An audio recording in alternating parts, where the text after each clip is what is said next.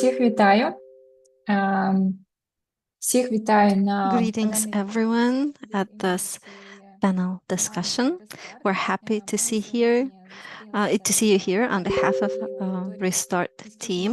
We're here for the closing event of our laboratory, and we're here to present the output of our team within this project, and we will have 3 panel discussions.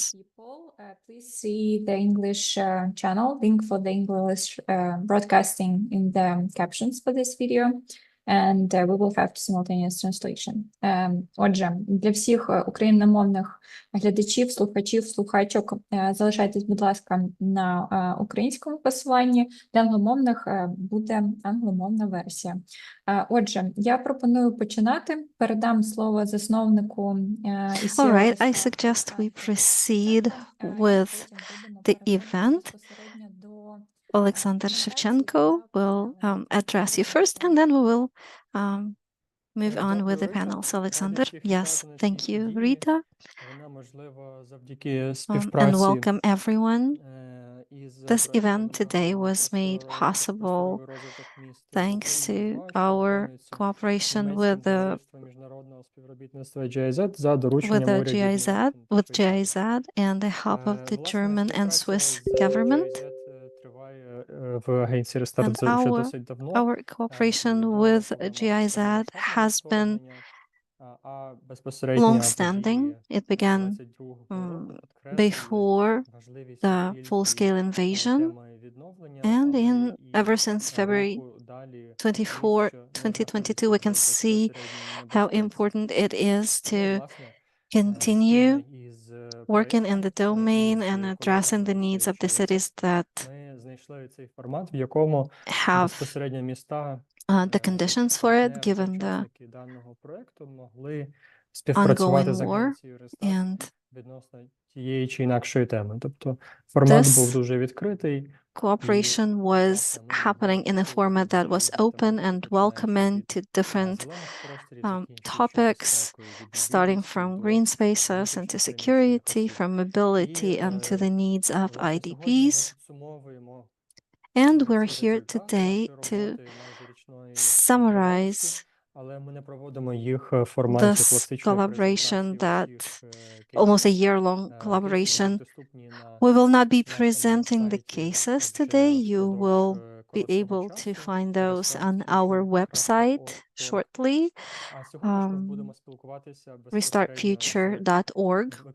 This is the website, and today we're here to talk to the actors of the projects from Vinnytsia, Chernivtsi, Poltava, and Lviv, and we will also hear from our invited experts so that this discussion could go beyond the scope managed by our team. So we are looking forward to a multifaceted kind of interaction, and you are most welcome to leave your questions and comments in the chat, either in Ukrainian or English. We will make sure to address those as well. And without further ado, let me just thank the Restart team who worked on this project. And shall we proceed to the panel discussion?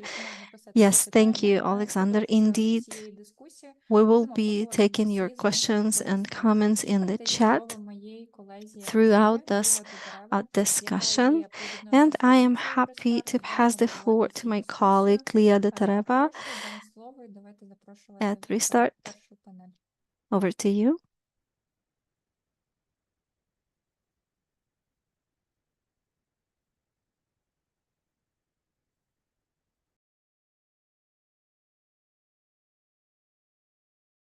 Hello, everyone. Thank you so much for joining us. My name is Liva Dudareva, and I'm a lead researcher at Restart.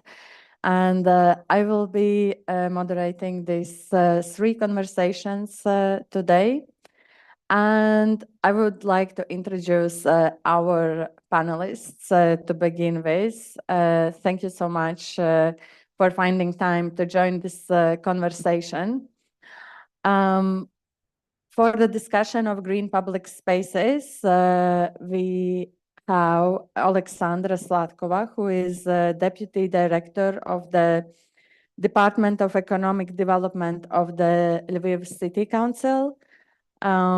Alexander Pechenenko, who is Head of Urbanism and Infrastructure Projects of the Poltava City Development Institute, and who is also our collaborator on this project.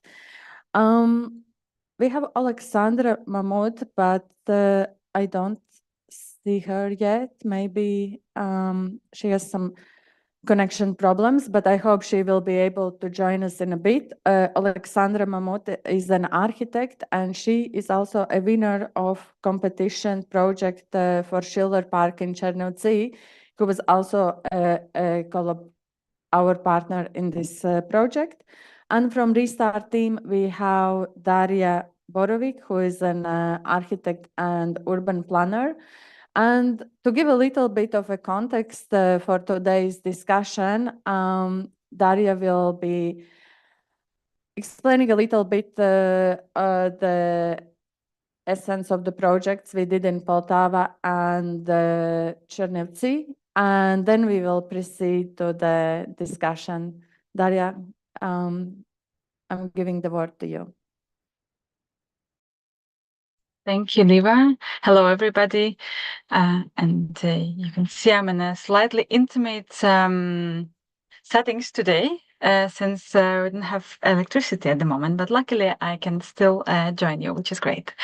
And I will very briefly touch upon some of the main points or objectives for our two projects in Poltava and Chernivtsi, which are both connected to green public spaces. And I would like to start with some of the points we discussed mainly and worked with for the city of Poltava, and then I will go towards the Chernivtsi case. And yeah, here on the QR code, you could see those two reports and being able to download and look through them later on. Yeah, and if I go through the points, I'd like to start with the probably larger scale, which is connecting urban green spaces to the regional emerald network, and the way we deal with it, which is namely through subcenters and green streets. I'll later touch upon the identity of public spaces and how we worked with that, transformation of vacant and spare lots into green public spaces, and again, our approach to working with that. And last but not least, how tactical urbanism interventions can help with activating around these green public spaces.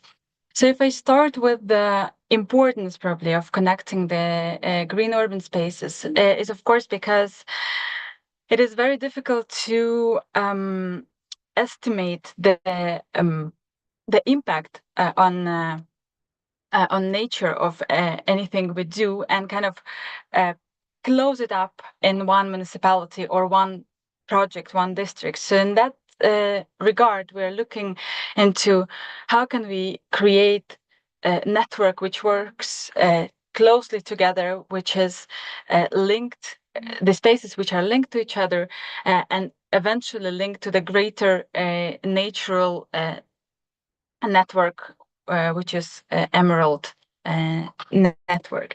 And to help with this, building these connections, there could be several approaches. What we touched upon the most, it was working with green streets and pedestrian streets, but also with finding the opportunities to create new spaces in the city, and therefore making the coherent network that helps to connect the suburbs, for example, to the city in both in terms of mobility, but also gives additional opportunities for recreational spaces in these periphery zones. Next point, which we work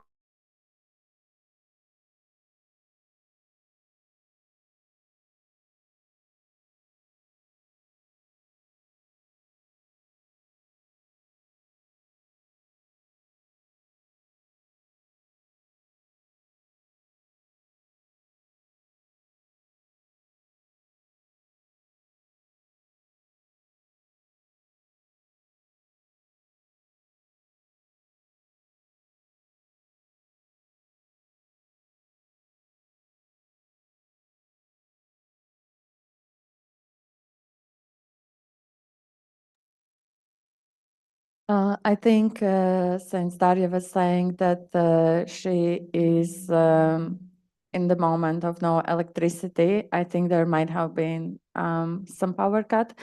So I'll just take over and quickly run through the context. So to pick up from where Daria left, one point is about connecting green spaces to a wider regional network and through a smaller interventions. And one of the things we were looking at was vacant spaces or places that are not necessarily used and extending public spaces in front of public or administrative buildings as a way to both connect spaces, enhance biodiversity, bring nature into city, and also create new spaces for recreation and leisure. And very quickly to touch upon the project with the Schiller Park, the whole idea was to think about tactical urbanism interventions as a pretext then for a reconstruction of the park, because there is a reconstruction project proposed. And what are kind of steps to unite community around this project and to create, let's say, a fertile ground to proceed when the project is in the reconstruction phase. You can have a look at all of these reports in full. Oh, welcome back, Daria. It's great to see you, that you did not abandon us. But yes, you can have a look at the reports, and if you have any further questions, of course, always please get in touch. But I would like to now open the floor to discussion. The purpose of this discussion is to really not necessarily look at the strategies proposed, but really open up this subject to kind of a wider conversation. So also those who are following us on YouTube, please feel free to write your comments and questions. And also, if you have immediate response to other panelists, please, this is a conversation, and raise your hand, and it would be really great to have more of a dialogue than interview. But I would like to start with a question to Alexandra Slatkova, because I know you will need to leave us in a bit and then return. First of all, it's really great pleasure to have you here. And I will just jump straight into it. But when we think about creating new green public spaces, maintaining them, there's always an issue of financing mechanisms for that, and which is really important subject of how to ensure that there is funding to create these spaces. And you have a really unique profile, because currently you are director of Department of Economic Development and working with green and energy infrastructural projects, but formerly you also were director of the Department of Ecology. So you are bringing somehow these two worlds together. And I am wondering that through your experience, have you had any thoughts of like how to integrate, for example, how to prioritize green public spaces within a kind of larger economic development framework, and what tactics could be employed to finance these green public spaces, also within a kind of larger cross-department relationships.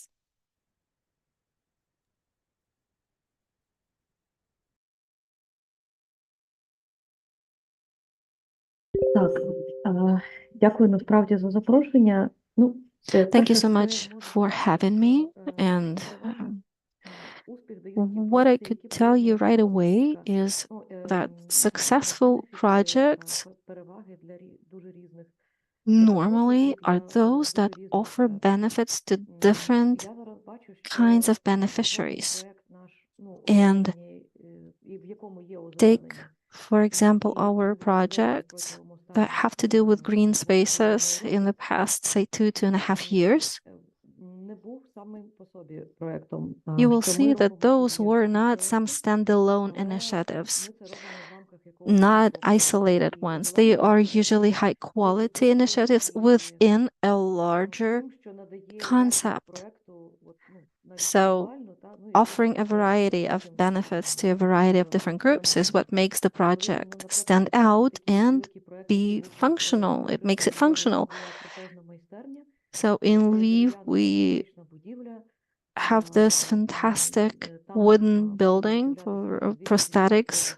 It's a shop, prosthetics shop. They will be producing 2,000 units per year, as they say. So this is somewhere on the outskirts, the location of this facility, I mean, and the area is quite green. It is not that developed yet. And we were able to actually set up and to equip a green space near that prosthetics shop.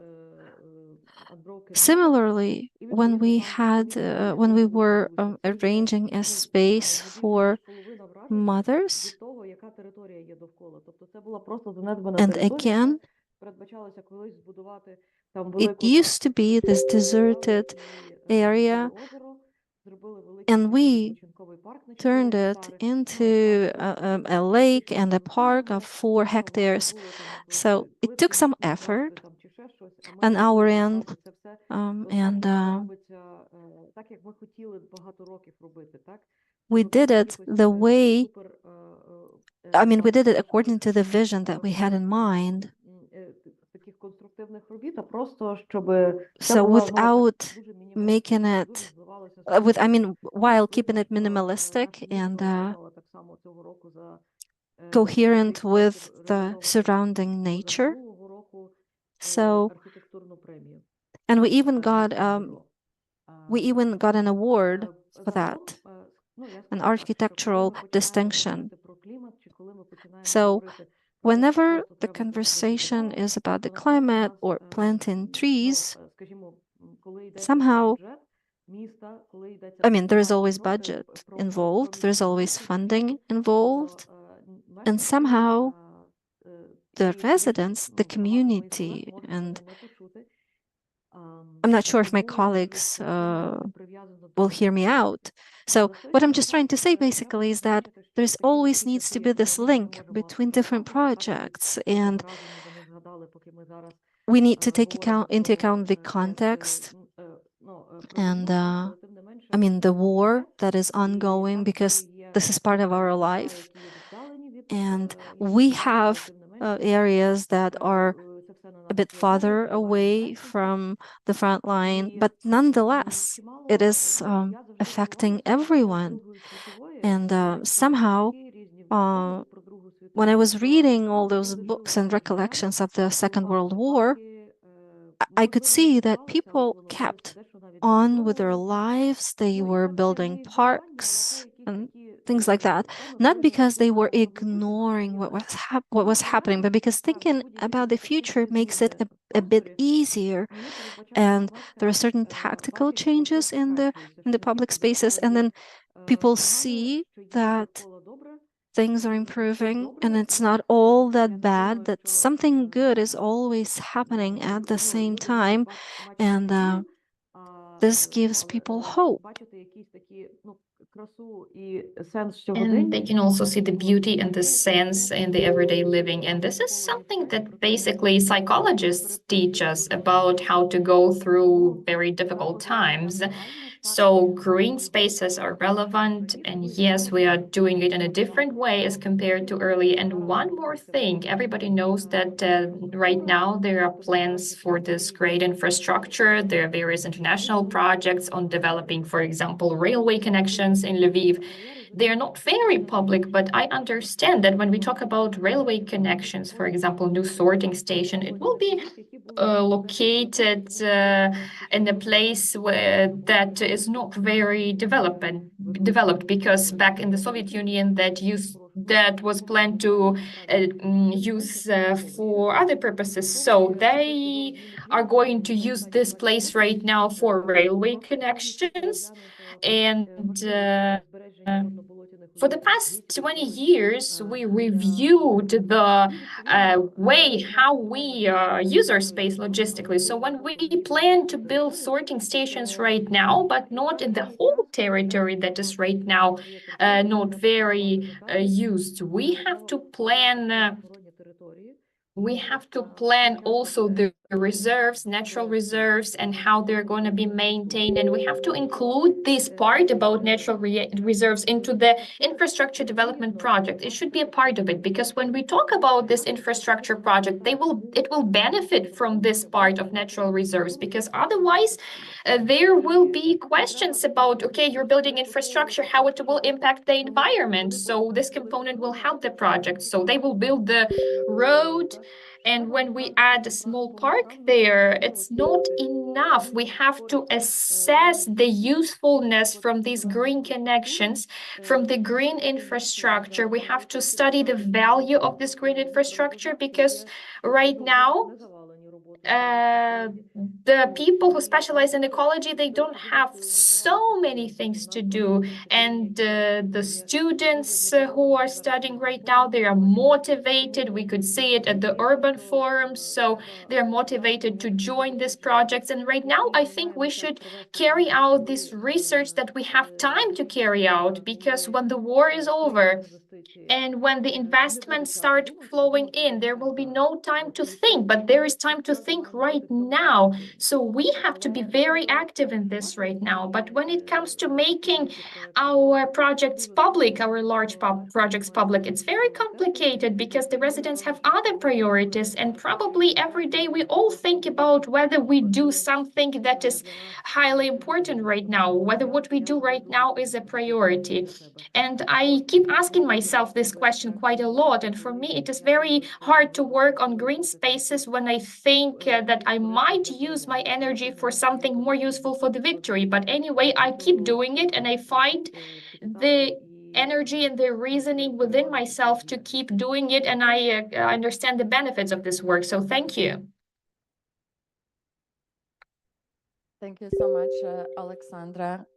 First of all, it's wonderful you mentioned the project with the prosthetics laboratory, because in fact, our third panel is about that territory, where we collaborated with city of Lviv, and it is very interesting. And I really agree about creating this kind of like a various stakeholders and bringing various departments together, because indeed those projects does not exist in vacuum. And on that note, Alexander, I would like to reflect for you to reflect on the work that we've done together, which is more about proposing certain strategies. When we think about this kind of larger picture of what kind of like ecosystem some of those interventions could build around them, in terms of departments and stakeholders, organizations, or active citizens. I'm wondering, what is your vision? Can you see some of those interventions like, oh, it would fit in this particular group of projects, or in this one? Or how do you see this also collaborations across departments to realize and create new green public spaces?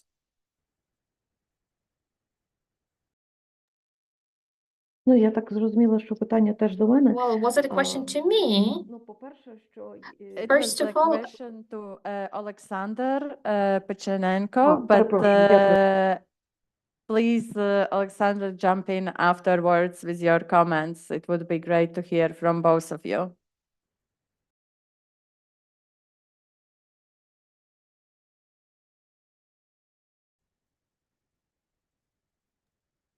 Тоді прошу, можливо, Олександра. Well, maybe Alexandra would like to start, and I will follow up on what she said.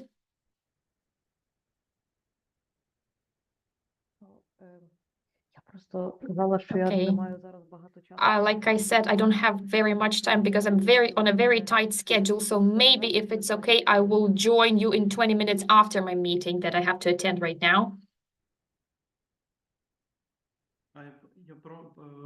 Перепрошую, Okay. можна ще раз? I apologize. Could you repeat your question, maybe in a briefer way, so that I formulate and phrase my answer?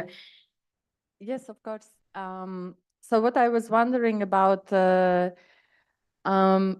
in the context of our collaboration of thinking about strategies for creating new green public spaces, connecting these green public spaces, and to what Alexandra was saying about when we think about budgeting and financing of these spaces, that it is really important to have to work across departments and not to just focus the project is never just about the green space. It is also about a certain economy, communities, and infrastructural developments.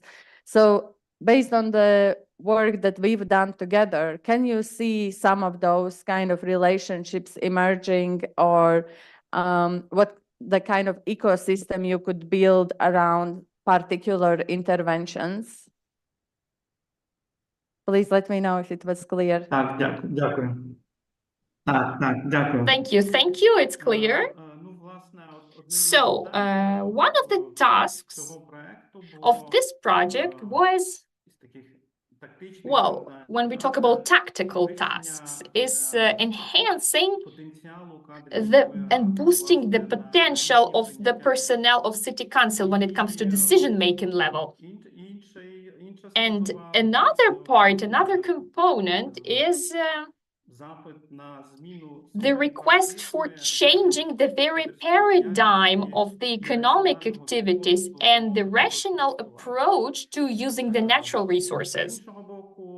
On the other hand, when we look at the strategic component, this project is a part of the concept of the integrated development of the city. So it is aimed at combining all the green territories of the city into one unified network.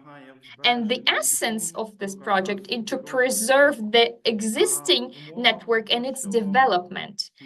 And since currently, as a result of the decentralization process, there is a Poltava city territorial community that was formed as a result of this decentralization, and the green territories, the green spaces need additional investment, additional financing, and we need to look for additional finance sources in order to maintain them. We're not even talking about their development, but about maintenance. So we talk about a large amount of finance. And the key part here is changing the paradigm and introducing the rational approach. However, at the same time, while we're trying to meet and the challenges, to deal with the global challenges related to the war, related to the climate change, and these approaches that are described in the project, that are mentioned in the presentation, these approaches will become the foundation for further communal entrepreneurship, including the ornamental plants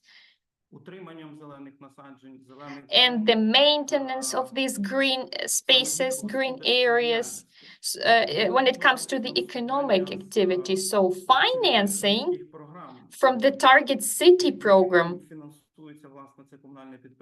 that this communal enterprise is also financed. So this financing is an important component. So I think that overall, this will be useful also in terms of financing.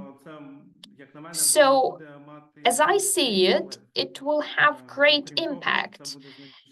Besides the great impact, the great overall impact when we talk about the environmental approaches, and overall, the project, when we call it the development of accessible and green public spaces, we consciously included the variety when we talked about the terms of reference with the consultants, but those were the three components that should become the foundation of these green network, green spaces. So environmental component, the public aspect that would prompt social activism, and accessibility, a lack of barriers, mobility, and the development of pedestrian infrastructure and the attractiveness of these spaces.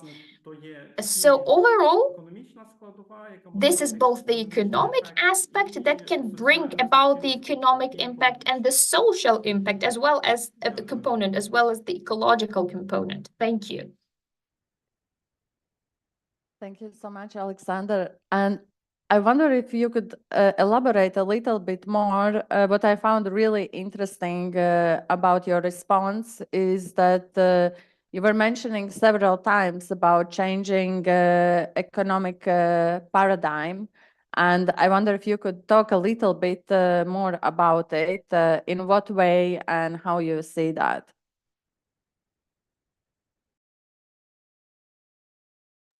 Я, власне, говорив про зміну парадигми. When I was talking about the changing paradigm, I meant the economic activity change, the change of economic activity. So within the project, the representatives of the other stakeholders, the deputy director, with whom we worked a couple of times, the project, and we also planned the development of the concept of green spaces in the city. And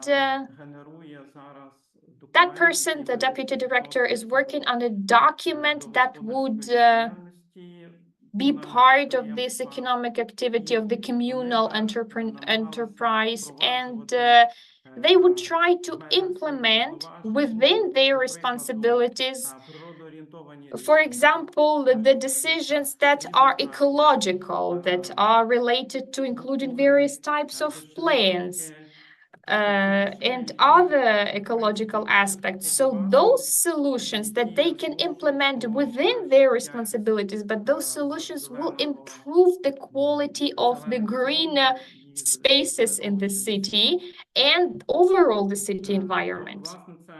So basically, this change of paradigm, I meant changing the approaches to implementing things. And the project would also be useful in terms of the formal things, such as the project results, and the project can be used as a foundation to form TORs while issuing formal documents. It can be the baseline of TORs for competitions, for holding competitions. For example, we have a territory close to the park that for a couple of years is let's put it this way. There's a procedure of forming the competition and holding this competition. And these approaches would be vital to take into account in the forming the rules of competition and introducing the rules of competition and the way how the city, in terms of how the city should look.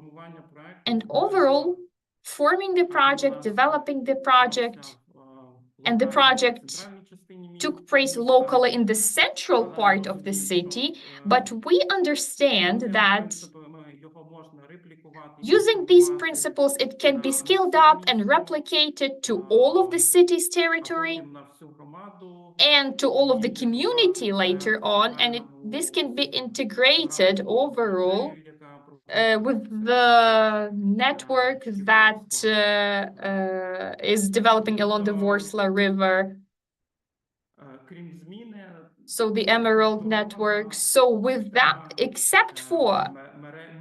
so besides the change of and the structural changes in the network of green spaces and human resources and connections are also important. Thank you. Thank you, Alexander. Now, this definitely is a great vision for the change of paradigm. And yeah, and I really also was interested when you were talking about changing the codes and competitions. And it's a pity that Alexandra Mamut has not been able to join us due to the electricity blackouts. Because she actually participated in a competition, and I think incorporating those strategies of sustainability and both environmental and economic already from the very conceptualization of the project is very important. And actually would like to touch more upon the questions of maintenance, longevity, and sustainability. And I would like to turn to my colleague Daria. And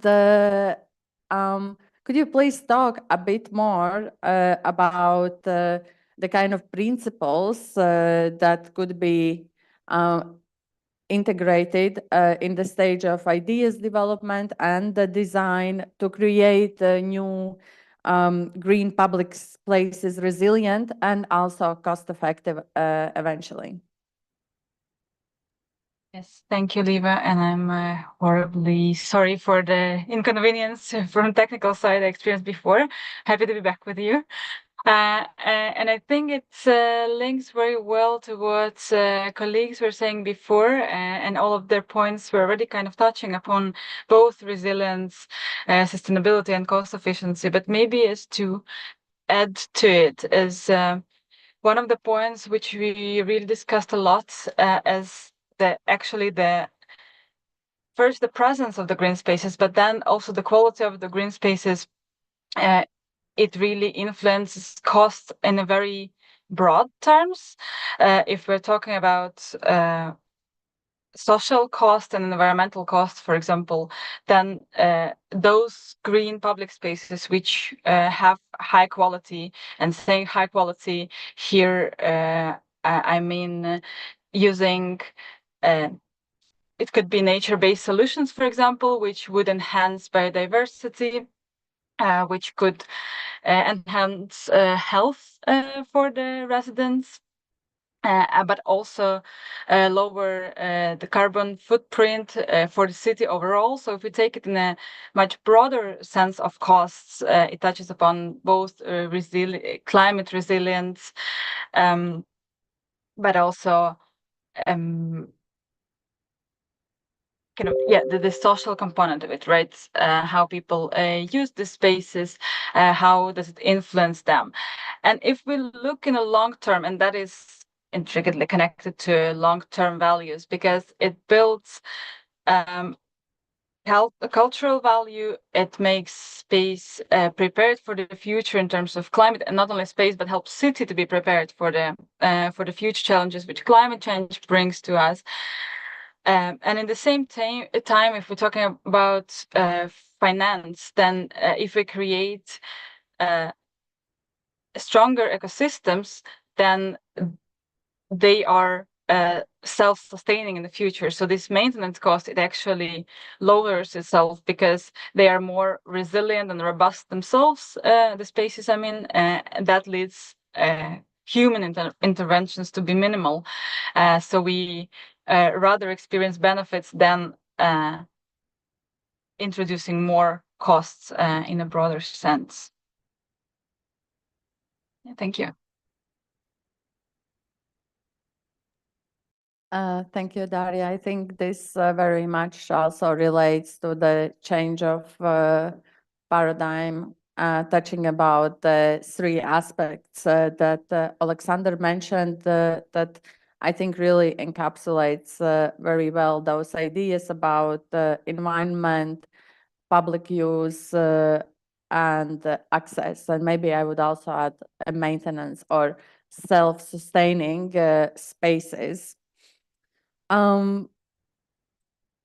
So since we also worked on a kind of tactical urbanism with the Chernivtsi partners, but I know that Alexander, you have experience working with a kind of like a more bottom-up interventions and really building communities around green or public spaces, and the same for Alexandra, who will join us back in a few minutes. But I would like to ask Alexander Pichenenko to you about what do you think is the role of city administration when it comes to a tactical urbanism initiatives? Do you think that the city administration should be somehow involved or provide some support structures, or there needs to be other mechanisms to support these initiatives? And maybe if you also have an example to share from Poltava of some of the successful tactical urbanism interventions, and a little bit about the kind of like, ecosystem behind them, like, or the different kind of relationships they have created, please, that would be really great.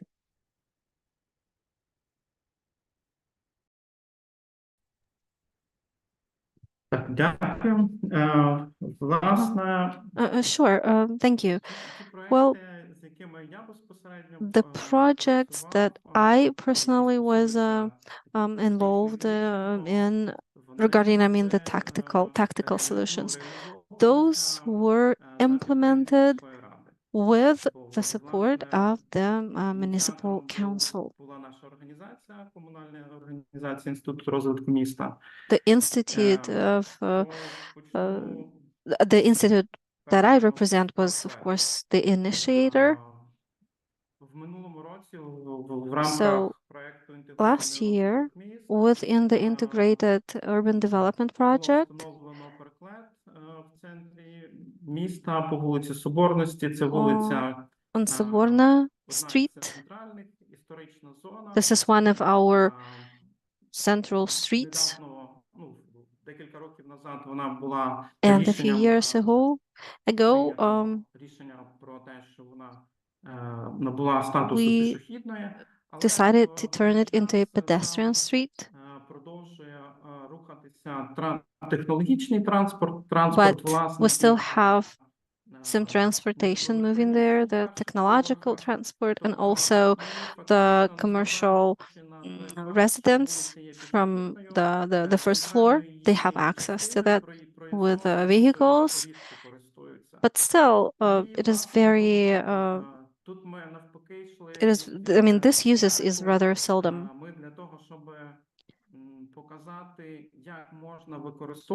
And so we decided to use this space on the one hand, and on the other hand, to demonstrate that this space is not just for vehicles.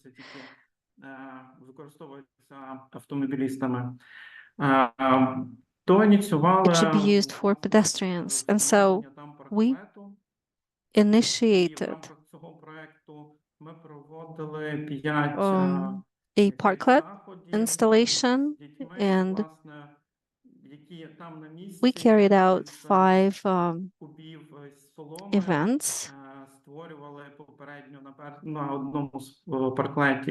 where we would invite the local residents, and we would give them hay, and they could make their own parklets, or using Legos, they could do the same.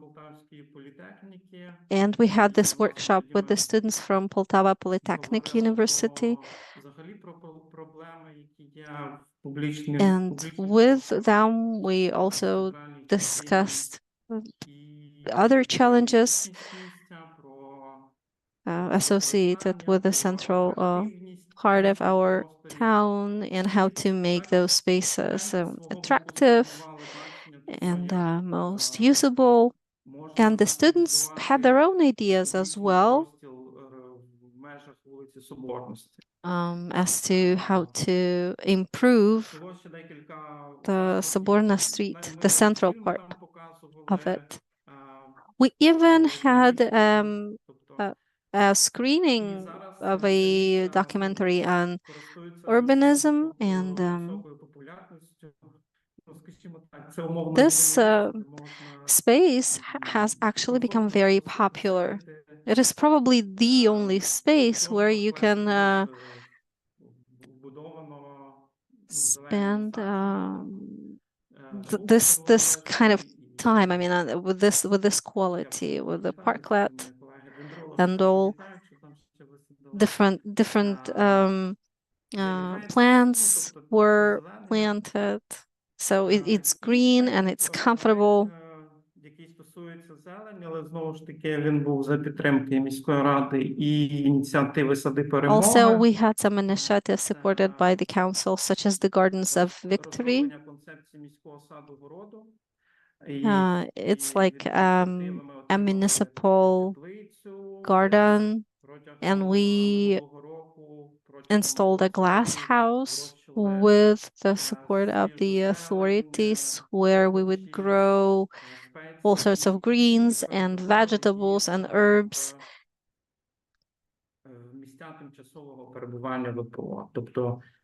And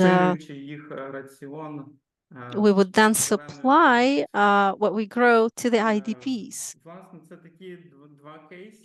So those are the two cases that I personally was involved in my team. But those are the illustrations of that it is actually possible to carry out projects like this. When there's a will, there's a way. Going bottom up, and definitely you would need the support from the local authorities. Absolutely. Maybe to have a contest or a competition of sorts. I mean, granted that there are certain requirements as to the use of funds, so maybe the municipal council, I mean, sometimes they might not be able to help, but still there could be awareness activities and they should be engaged. Thank you. Thank you so much for sharing these examples, because I think they touch on something very important about this kind of sustainability of a public life and or social life in the green public spaces, and where you see municipality or city authorities as somebody that gives that initial spark, but it's great to hear how that actually has been maintained and sustained, which is, in fact, when we talk about the public spaces in the city, is as important as being able to maintain them physically. And I think it also relates very much to what Alexandra Sladkova was saying in the beginning of the discussion of how the project needs to have different layers and different stakeholders and contributors to actually fulfill it. And actually, Alexandra already answered a little bit that question, but one of the last things that I wanted to discuss is about the importance of working with green public spaces in a wartime, like both planning new places and maintaining existing ones, or perhaps you had some examples or situations where the importance of green public space was very obvious in a very challenging times. Daria, would you like to start? Yes, thank you, Liva. Yeah, I could start on that. And as you mentioned, I think that Alexandra covered quite some points about it already in the very beginning, which is always the starting question for us also when we are taking projects on, right? Is it actually relevant? Do we have a right to do it today? And whom is it for? And well, throughout research, both research on the ground and talking to people, but also research by multidisciplinary teams, we do indeed see that they have a crucial point of importance in the cities, especially those who receive a lot of internally displaced people, where we see that we need public spaces where people could meet and where people could start seeing this new city as their even though temporary, but home. So they start using them, and green spaces, parks, they're normally the places which are quite informal, that are very inviting for different groups of people in terms of age, gender, but also in terms of how their level of locality, we can say, and that creates a great starting point for communities to be built, for being transformed for these new times. In the same time, again, it was mentioned before, it is important for mental health. For so many vulnerable groups, because we do know that contact with nature, observing nature, lowers the stress levels in people, and obviously it is difficult to underestimate how high these stress levels can get. So I think those are like social and health would be the biggest points for me why we should indeed keep working with green spaces and create new ones. And if we talk about, again, the larger scale and a broader one, we can also say, and yeah, it can get a little bit philosophical, but if we're talking about influences of war, it is very easy to forget influences on nature, and it is definitely not a first priority when we also have great influences on people's lives. But then nature is something we will recovery of nature is something we will face quite soon, and that will be very important also for our lives. So if we try to have this stream of ideas and management of the importance of nature even today, then it's going to help us in the future to stay on this track. Thank you. Thank you so much, Daria. Is there something you would like to add, Alexander?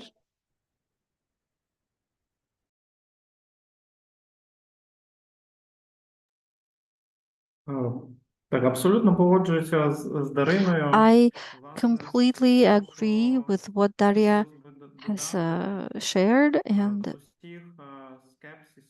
if I could add something to that, maybe it's regarding the skeptical comments that we hear sometimes, that this is not the time for it. So I could just say that globally, because of this war, we're already behind the climate mitigation, on the climate mitigation objectives. So those challenges are only exacerbated by the ongoing warfare. So we should invest even more effort, on the contrary, because this is what it would take. It would take more effort now to maintain and restore or recover the spaces, and to maybe reframe somehow our current vision, if it is something that actually impairs the quality of the public or natural environment. That is also something to think about. Thank you so much. This is very much, but I have also been thinking about that working with the green public spaces during wartime is also creating resilience for the future. And I think definitely a climate change is very much on agenda. And actually, one of the things, of course, is always, again, a paradigm shift. Since Alexander Mamut were not able to join us, I would like to share a little bit about the tactical urbanism intervention that was planned together with her, which was very much about thinking about that future resilience and ecological consciousness through a simple intervention of building insect houses in the park. But since the park is on the kind of edge of a historical center, and historically it's been linked with the university and the Faculty of Ecology and Botany, there is already a community around it that would like to use the park a bit like a laboratory, and also as a place to show care for environment. And so we were thinking very much about how a small action can actually contribute to a kind of larger ecological consciousness, and is something that could be then, moving from from space to space, but also in a kind of way it clicks with the larger strategic plan, because then, this park eventually could become also part of this historical center. I would like to thank you very much for your input, and we have a few questions from audience, and I think it would be nice to open up a little bit to our audience that we don't see in our Zoom channel.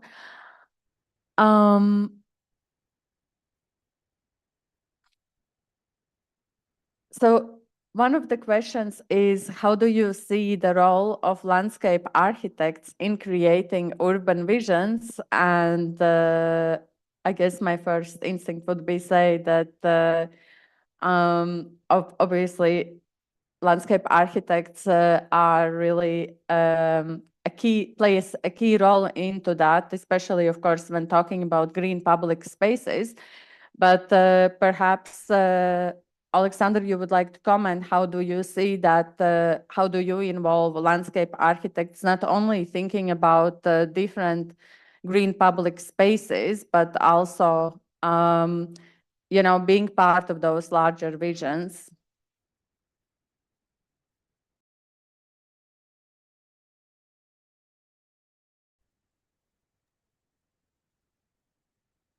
Так, в принципі, погоджую, що Yes, basically, I agree that a key role when it comes to shaping green public spaces or public spaces in general, the key role is played by the landscape architects. However, in this respect, it is also important that the team is interdisciplinary, and at the same time, it's important that it shows various sides of the social life. So a completely specialized approach is limited very often because it does not focus on, well, it is limited by the responsibilities of these specialists, and because of that, the project may lose something valuable, may overlook something valuable that could have been included there. And that's why I think each and everyone's role is important, but it's key that the approach is interdisciplinary.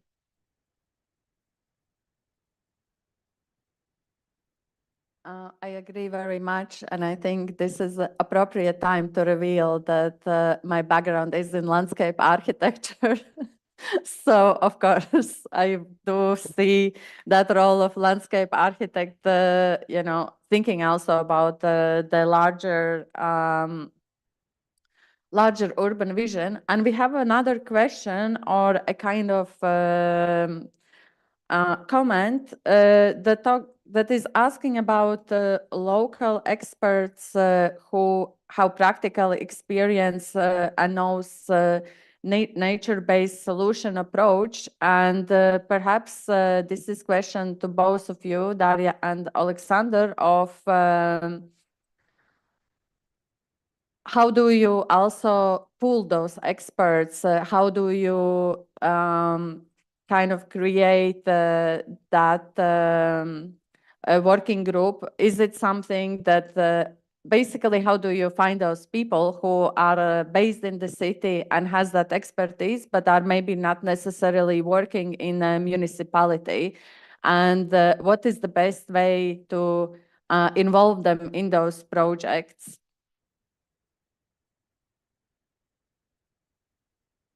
Daria, maybe you have anything from your own experience. Yeah, it is indeed a very good question. I think if I'm talking from a point of view of a consultant, as we were in this particular project, we are trying to stay very open in our process. We are coming with participatory events, workshops, just for the reason to have this local experience being involved in the work we do. And that is a crucial point, definitely, in our work. In terms of how to, if I'm talking as a local expert in my hometown, so I would try to be involved in my professional community. That's how many times how I get to know that events are happening in the city and I could be joined. In terms of consultants, we do try to keep these events quite open. If I'm talking from me as a professional, then I'm trying to keep my eyes open. But maybe Alexander has some more practical tools on how to collect this working group in the city. Thanks.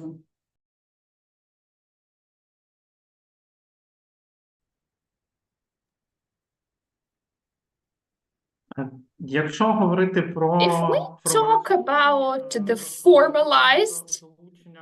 formalized process of involvement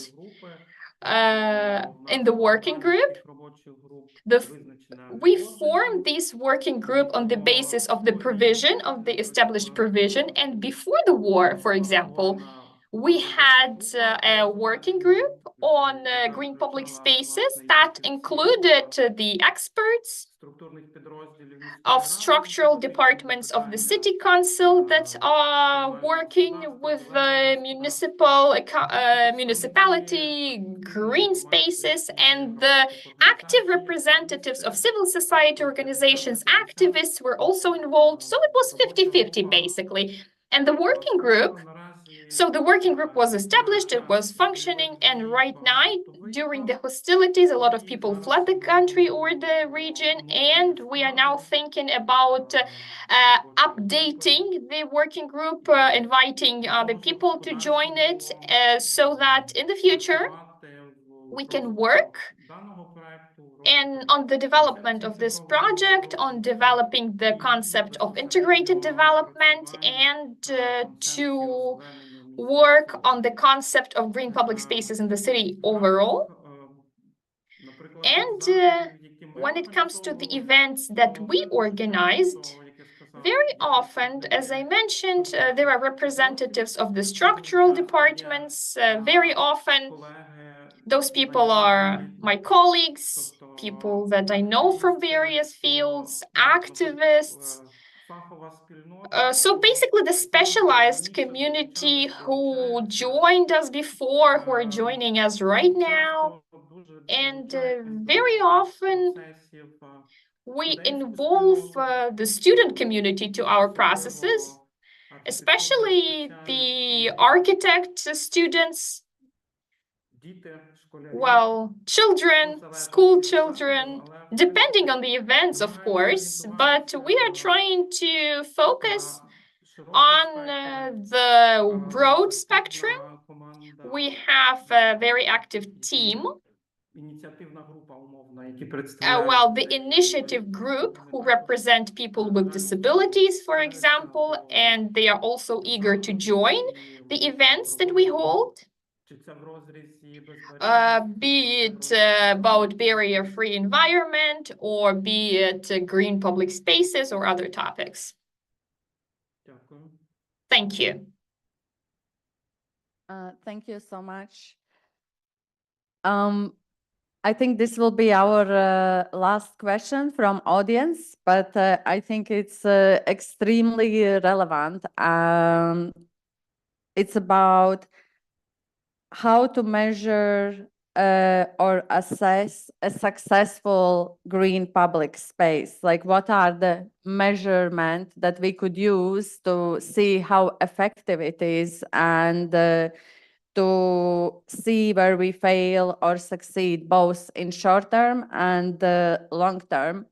And I do think it's a fantastic question, because obviously we could measure how many native plants have been planted, but as I think today's discussion very much have shown how both environment, social life, and economy of space really go hand in hand. And how do we measure all of those things?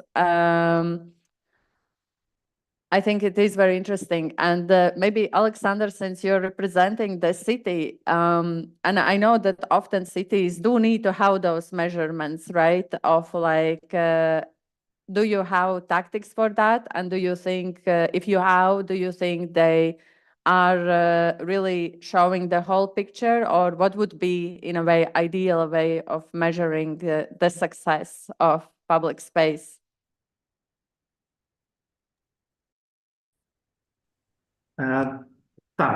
Yes, well, currently we don't have a tactics as such, and I think it will appear when there is a document, the documents that I mentioned, the concept of green spaces, and there should be indicators included. But overall, the indicators are within the qualitative or quantitative aspects. And when we talk about the effect, the impact, I would be focusing on the qualitative aspects that measure the social satisfaction from the events or the measures that have been implemented when it comes to green economy or green public spaces. Also, the quantitative indicators are also important, because there could be some relevant indicators that can measure the number of water that was absorbed, etc. So some technical indicators are also relevant, because they can show us the picture of how effective the solution is, both in short term and in the long term. Then we can plan and see the effectiveness of the solutions, and how they impact other aspects, how they impact other areas. So the indicators and the measurement of effectiveness are crucial and they are important, but in a way, for example, those solutions that are tested in practice,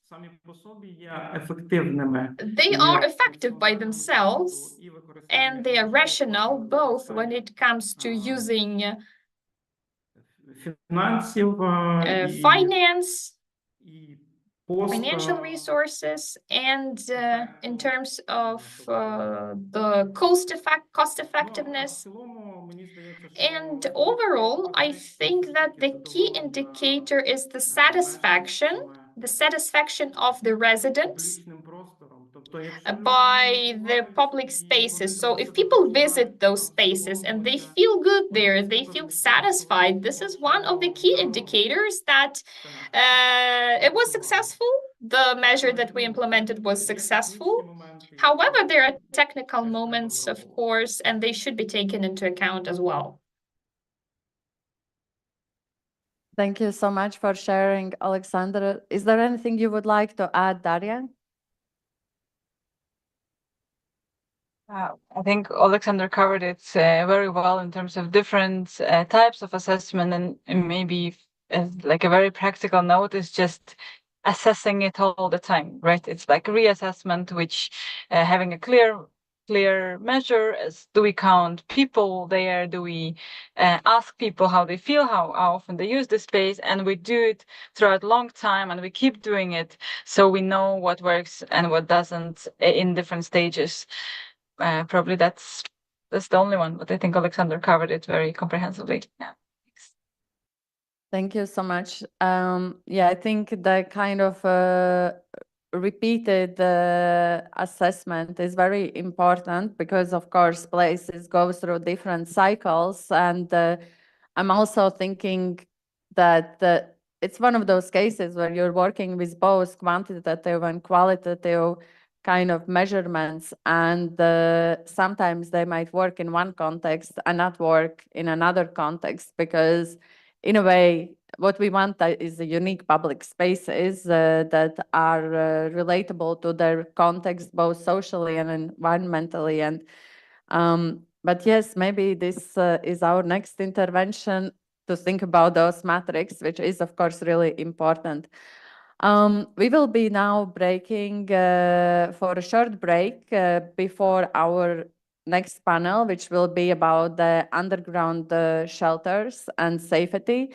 But I really would like to thank very, very much Alexander Pechenenko for joining us, and also for our collaboration. It's really been wonderful thinking about the green spaces and connecting them within the scope of this project. And I also would like to thank very much my colleague Daria for bringing your perspective to this discussion. And I think, unfortunately, Alexandra Sladkova was not able to rejoin us, but again, it was really wonderful to have her perspective and input in the beginning of the discussion. And I think it's really one of the most maybe important takeaways from this discussion is really the commitment for sustainable and resilient green spaces that have the component of environmental sustainability, economy, and also public life that would nurture public life. So on that note, thank you so much. And I hope this conversation will be continued in other formats and projects, and we'll see that a rippling effect in other things too. Thank you so much. And we'll see you shortly at 2:30 with other panelists and City of Vinica. Thank you so much.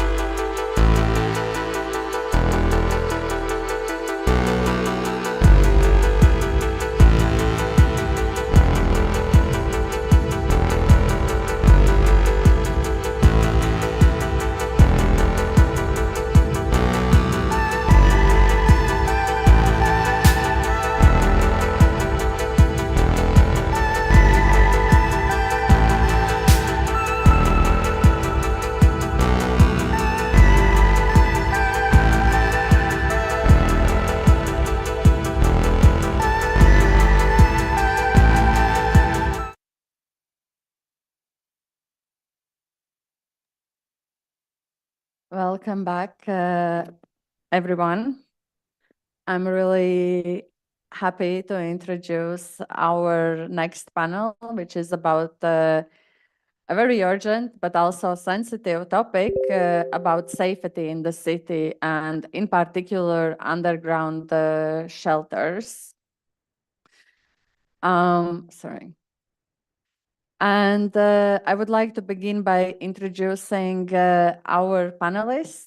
We're very, very pleased to have Professor Dean Simpson with us today, a Doctor of Sciences and professor at the Danish Institute of Architecture, Urbanism and Landscape, and head of the master's program, Urbanism and Changes in Society. And I should mention that we just collaborated on the master's course looking at the city of Voznesensk. So it's great to have you here with us today. Katarina Pisotska, who is representing city of Vinica, with whom we collaborated on this particular project. And who is the project manager at Institute of Urban Development in Vinica, and my colleague Romea Murin, who is an urban researcher and planner at Restart. So to set a little bit of a context and also a little bit talk about our collaboration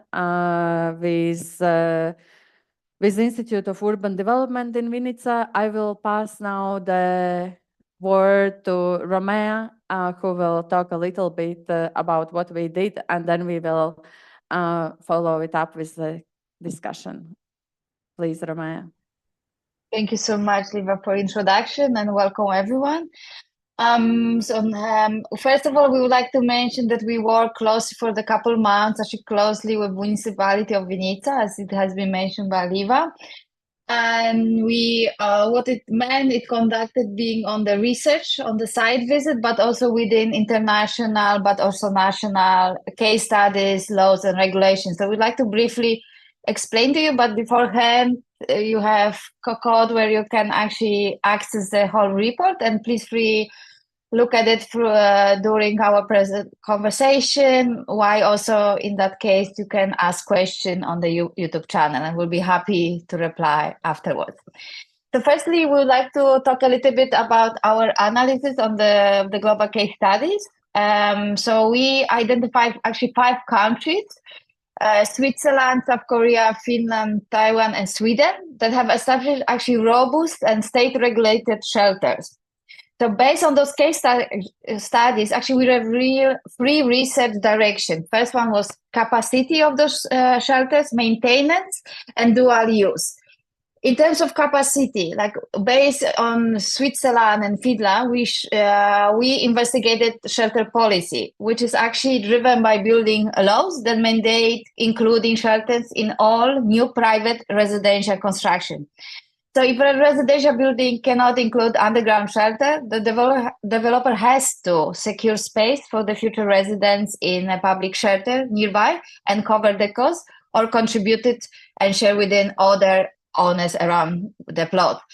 So what it meant actually as a policy to providing 9 shelters for 9 million people. And what is striking, that actually exceeded the current population of Switzerland, which is 8.7. So it means throughout the years, that policy driven quite well, protected amount of capacity to provide secure areas for the residents. In terms of maintenance of shelter facility, is often the building owner's responsibility, as it is in Switzerland or Sweden. So their owners must ensure that the space is equipped in the event of the armed conflict, and the inspections are carried out by commune or county civil defense office at least every year.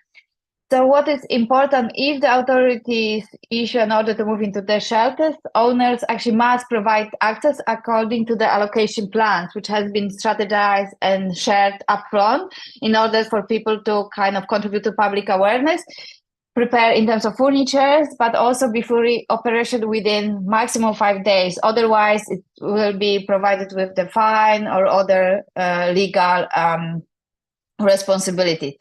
But what is worth mentioning maybe in Finland, that actually goes to another step of responsibility, which actually join between not only the building owner, but also the occupant, and also indication of the support of the public authorities. So public authorities has to provide training to every property that has at least one experienced person dedicated to shelter preparation and maintenance. What does it mean? That it's always any alarms and failures, which on the daily basis you can receive or perceive, it has to be submitted by that person. It means it's always, what does it mean? It provides maintenance. And the last point, which we actually extracted from those ladies, was dual use, which actually it's not present in Ukrainian law or practice, and that's something we will highlight it quite strongly in that panel conversation. So shelter in residential buildings actually are used in everyday life. So beyond storage, which actually happen in Ukraine, also as a playroom, archive, or other purposes, which actually cannot, what they have restriction only, they cannot use outer shell, floor wall ceiling, and ventilation system cannot be altered anyway. So anything within the walls cannot be altered. But what is being prioritized within the dual use, the larger underground shelter can serve as a temporary accommodations and cultural venues, such as event halls, entertainment venues, because of that span, which means all the outer shells, which actually provides security, it's not being touched upon. And what is important, that some of like sport venues or gyms or larger areas like this, recreational, have similar functions like showers or sanitation facilities. So that's something doesn't need to, it provides both functions. In terms of maybe going a little in this channel thought, we want to mention a little bit about the main challenges and actually possible, based on this possible solution that we came across studying Vinica and enlarged that in Ukrainian context. So and what's thanks to municipality of Vinica, we are able actually to visit some of them, of the shelters, and we are able to actually talk with some of residents. So what is quite important, we have on site interviews and responses of residents. So the evaluation of this emergency shelters has exposed actually quite a distressing scenario, characterized by widespread structural logistical issues. So local efforts, and you can see on those images on one of the slides, to convert basements into provisional safe spots during air raids have not sufficiently mitigated the inherent danger these spaces present. So challenges such as unclear entrance signage, hazardous piping, obstructing passageways, and a complete absence, and that's something we want to really underline, of emergency exit critically undermine the safety of the shelters. So moreover, the adaptation of the spaces often neglects essential aspects like flooring and drainage, which are not incorporated in those renovations, which leads to actually issues like flooding, dampness, and insufficient sanitation. Factors that compromise, as we know, the well-being of the occupants. So reports of shelters being flooded with no infrastructure to pump out the water and accumulating garbage, highlighting significant lack of maintenance and life-threatening conditions. And that's something was as a common factor in those shelters. As a broader issue of shelter management and preparedness have to be addressed, and that's something what we actually address quite strongly in our reports. And there is a lack of coordination and clarity regarding who is responsible for maintaining and enhancing the shelters.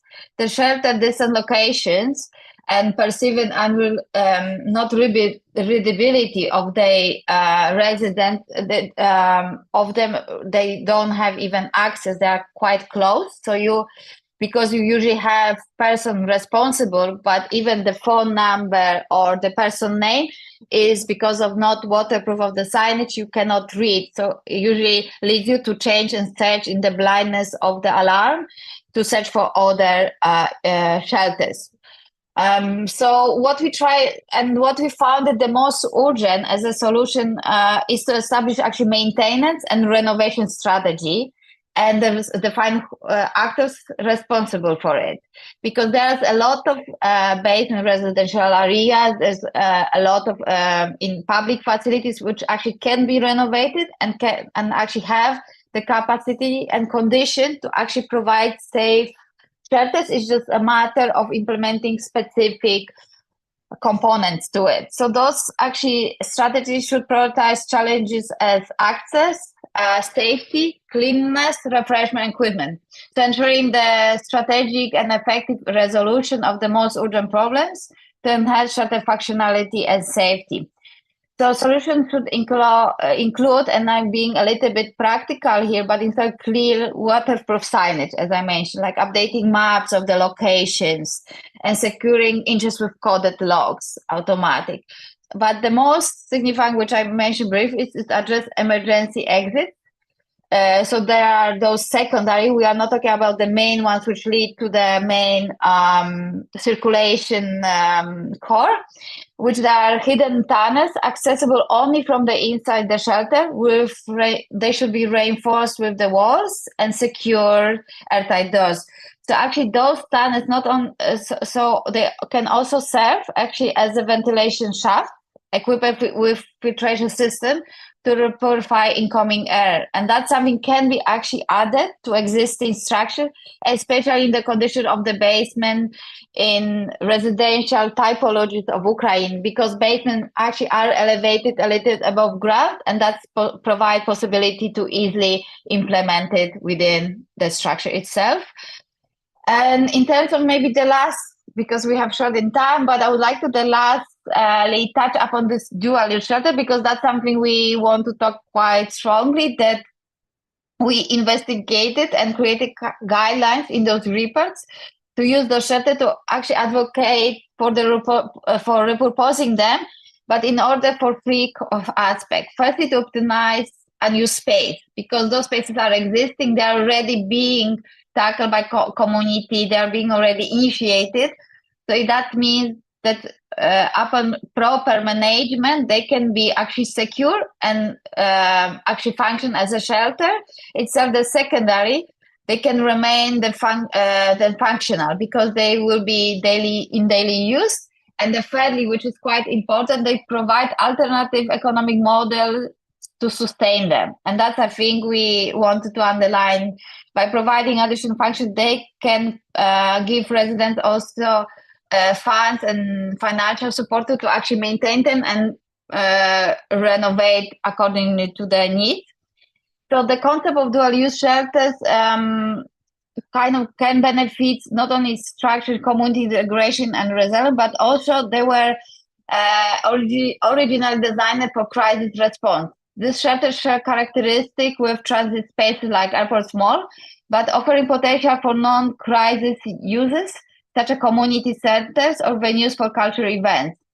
And this repurposing not only familiarize the public with these spaces, making them less intimidating during emergency, but also embedding them within the social and cultural fabric of the community. So historical usage, and that's something gives us proof after post-war era, so that this bunker transformed into hubs for social gatherings and political discourse, reflecting the adaptability and potential to foster community ownership and continuity. And what we want to really mention that the structure, and that's something we investigated, the rites of passage. So what does it mean? They facilitated by these shelters help individuals navigate the psychological shift from normalcy to crisis, a practice they can leverage to ease transition during actual emergency. Furthermore, the evolution of the spaces from strictly controlled environments to venues for creativity, expression, illustrated capacity to meet diverse community needs over time, and enhancing the utility and acceptability within everyday life. So what it means for us that the fact that they can not only being used in, let's say, in local center, but they can also have like from the communal kitchens or communal basement or like a venue space, but they can also have role in more city scale, and this familiarity with the functions like cultural events, which actually doesn't need and don't require natural daylight. So Thank that's you something so we, much, yes, yes. Romea. This is great, and we will circle back definitely to the ideas of dual-use shelters. I think it's extremely relevant. But maybe to open up the discussion, I would like to ask Katerina, could you please talk a little bit about what are challenges related to the underground shelters that are really specific to Vinica? Because when we were working on this project, I realized everyone were sharing experiences and challenges of their families, their own experiences. And I wonder, is there something that is very particular to Vinica that you need to tackle right now in terms of underground shelters? Дякую, вітаю всіх. Thank you so much and greetings. Regarding the challenges that are specific to Vinnytsia and underground shelters, well, it would be difficult maybe to pick something that is peculiar in our city, because normally we are dealing with the same challenges as anywhere else in Ukraine, given the war that is ongoing and the airstrikes and the threats associated with them. And so people are getting immune to that in a way, and they tend not to use shelters as much. They adjust and they develop a certain rhythm, and oftentimes they prefer not to go down in the shelter. So it's a whole separate topic, and there's a whole host of contributing factors. Some simply do not care anymore. Others would hate for it to disrupt their working process or educational process, because it takes time to go down to the shelter, to reconnect to a Zoom conference, etc. Plus, oftentimes such shelters lack what it takes for one to be able to continue the process, be it work or studies. So it is a whole separate challenge, and many prefer to just stay put. Plus, if you are in an administrative building, oftentimes it is mandatory to just leave the building, because if it is a governmental building, it is associated normally with a higher threat of strike. And then people who leave, they again prefer not to go down to the shelter, but maybe go to a coffee shop instead, or find a co-working space and stay there. So some people just are unmotivated. And given that the shelters are often lacking the infrastructure within, plus it could also be associated with additional threat if you need to actually travel by foot or otherwise to get to the shelter. So we decided to explore what's available today in Vinnytsia. And similarly to some other cities in Ukraine, we've had instances with the doors locked. I mean, in Ukraine, we've had instances with the doors locked. So the shelter was locked and there were casualties because of that. So given all of that, as far as I know, since 2023, since December 2023, in Vinnytsia, I mean, after December 2023, we installed automated locks that you can control remotely. So if it's an air raid alert, it is always open. Some shelters cannot be equipped with such systems. So you need to somehow make sure that the shelter is fit for use, that it is accessible, that you don't have to travel far to get there, and you, of course, need the doors to be open. So another challenge is the lack of culture and understanding of why people should go to shelter. For example, it's common for people who are farther from the front line, so people feel relatively safer there. So with time, they stop paying attention to air raid alarms. So that was about the challenges. So although processes and problems when it comes to shelters, they are characteristic of all of Ukraine. They are civil protection shelters that have been built during Soviet times, and they were supposed to function as radiation shelters. And the question is about their condition, because they're present, but they have not been used for dozens of years. No overhaul or repairment took place there, and right now they require a lot of investment, because the security challenges is a question that will be relevant for a long time. Another challenge is the lack of shelters. So the cities give a lot of funds to building shelters, and also radiation shelters for schools for children, so that continuous studying process is there, because some schools did not have shelters, and it presented a separate challenge as well, although potentially there was information that shelters should have been there, but still we faced this problem. Another problem is about automatic doors, and why there is a problem that sometimes the doors are locked. The thing is that a large number of shelters are in residential buildings, and those are basements. And often these basements are not adapted to this type of protection. They often function as places where people just store their belongings. So people often don't want to leave the doors unlocked, because they perceive it as their space. They don't want other people to go there. It's stressful for them, because when the doors are unlocked, it means that anyone can just enter the basement, and this is the property issue.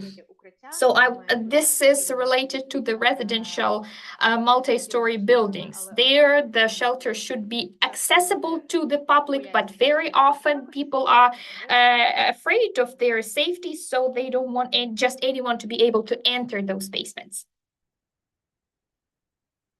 Thank you so much, Katarina, for sharing it. And in your presentation, Romea, you covered a lot about this kind of material and spatial issues around shelters, but I know you also looked at the kind of psychological factors that we need to take into account when we are thinking about building new shelters or reconstructing old ones. And I think it very much relates to what Katarina was telling about unwillingness to be in the shelter, and also a kind of a mindset. So I think we talked a little bit about the physical infrastructure, and I think it would be great if you could talk a little bit more about your research and findings about the psychological factors that we need to address when thinking about shelters. Yes, of course. Thank you, Liva. So throughout the research, we actually outlined two aspects of physical challenges. One is like physical well-being and mental well-being, because they have also different aspects of addressing them. So when we talk about physical well-being, just before I give a little bit, maybe also some examples, how could we tackle that? Like disrupted sleep patterns, discomfort, of course, with this restricted area, the noise disturbance in such environments can lead actually for like longer period of time to the sleep deprivation. And what does it mean that it's impacting overall mental sharpness? The secondary, it's limited the space which you are in for longer period of time, because we are talking not on temporary, but if you're staying more than 24 hours, So, of course, not despite that the muscles get atrophy and decrease cardiovascular fitness, and also having poor ventilation. And that's something why it's important with the secondary exits with the air ventilation, because they're actually leading to respiratory issues. And that's something is profound. Where we look into like mental well-being and like a longer, prolonged shelter stay actually leads to the depression because of the atmosphere itself. What does it mean? That they call environmental stress within shelters often leads to frustration, manifesting heightened levels of irritability. And of course, that something is contaminated to another well-being of other occupants of that shelter. It's kind of contagious, I would say. So, and how to deal with those emotional or interpersonal conflicts. So when we talking actually about creating, let's say, sense of safety and well-being in those shelters, we need to really think about it profoundly. And when we actually investigated, one of the things was playing within mental stimulation, actually, that you're providing certain resources and engage within stress. So what does it mean? That if you have regular routines, daily routines within those shelters as a community activity, one of the aspects of having regular meals, exercise, recreational activities, has maintained sense of normality. Also, despite that you, of course, maintain your physical body in shape and also stimulated your brain activities, it also allows this aspect of communities to create more stronger, relation between the people. And what, in terms of physicality of space, what is important to have, and we came across quite often this aspect of privacy. So we understand that we cannot divide what's actually now happening. A lot of shelters, there's a lot of division and we need to maintain much more larger space because of versatility and flexibility of those spaces. But what is important, why we renovating and making sure that there are some spaces, corners, enclosed spaces where actually you can have a space for yourself for time by intimidating those emotions, that you have certain space of privacy, because that's something it's always come across lacking in those shelters. That can be, of course, working for different activities, but the most is to make sure that privacy is provided. And in terms of like really technical, what we came across, that is like soundproofing because of the noise, constant noise of the sleeping. Like it's something additional layers of soundproofing which can already be implemented in those shelters can improve the sleepiness and also certain quietness, which you actually need for longer time of the period, and improve also social relations. Yes. Thank you so much, Romain. And this makes me think about the kind of tension between freedom and security. And I think, Dean, you might understand where I'm going now. So yes, about the tension between having certain freedoms, psychological comfort, and feeling of safety and security. And one of the reasons why also we're so happy to have Dean on this panel is because in 2017, you edited and published a book called The City Between Freedom and Security. And very interestingly, it was based on a master course called City Security at Bergen School of Architecture, where you collaborated with various national security bodies and organizations. And although quite different topic, but the book explores a kind of tension between the sense of security and the sense of freedom in a public space. And I think reflecting on that, inevitably that during a wartime or during some kind of disruption, security becomes a priority, and certain freedoms are traded for that. And also the lack of those freedoms are tolerated much more. And however, I think what would be very interesting to hear from you is, so when those security threats are over, those structures often still stay embedded in the cities, right? And maybe based on your work in this field and experience working with your students, maybe could you mention some examples that kind of, shows that where those certain security structures that maybe somehow can obstruct certain public freedoms remained after those threats were over and the level of security was not necessarily so needed. And perhaps you might also have some reflection with Ukrainian context since our latest collaboration. Thanks, Liva. Yeah, and also really interesting the presentations also from Katerina and Romia. The work, as Liva said, that I was doing was dealing with this intersection of urbanism and security, and of course the context much more at that time was about a terror threat in a different context, and maybe this question of freedom and security, an element of that, of course, was a discussion about priorities and also about how we respond to different kinds of threats. And I think that the book was, in a way, came out of an interest of the problematics of seeing how some of these threats were being answered with more kind of technocratic perspectives, or seeing it only sort of through the lens of immediate security problems, but not in a longer term perspective, and also less in a perspective of taking into account the other aspects of the performance of urban space and urban life.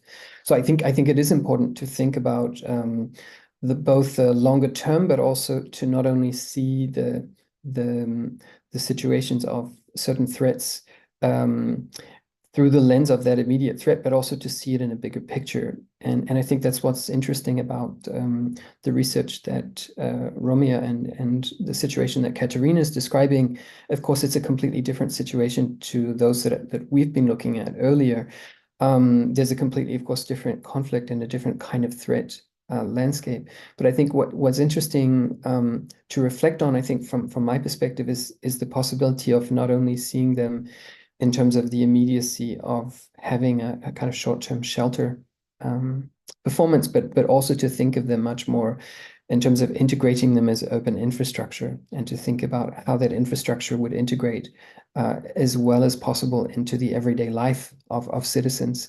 And in the situation where Katerina was describing how residents are in a way reluctant to go down into the shelters for obvious reasons, that these air alarms are so frequent, and they're, of course, disrupting everyday life. The suggestion to take into account aspects of everyday life into the thinking of the shelters obviously makes a lot of sense. How to make them so that they are in some way continuing or allowing one to continue one's life, allowing one to sort of adapt to the situation. In terms of maybe more your specific question, Liv, about things over time, I mean, what of course is interesting about the examples of shelters from a European context or an Asian one is to see how they take on new functions over time and can be then, of course, reused afterwards. In the case of a lot of the infrastructure we were looking at in the public spaces that related to terror security, maybe they were less relevant uses for them other than their kind of immediate use, or to some extent in some cases the disruption that they impacted on those spaces. So I think the shelter discussion has a lot more relevance to think about in terms of a longer term use and possibility. Thank you so much, Dean. And I think it very much relates to what you, Romeo, were talking about the dual use shelters, that from the get-go is thinking about those other functionalities. And also, Katerina, I remember that throughout our collaboration, this was very important to think about those additional functions that might be integrated.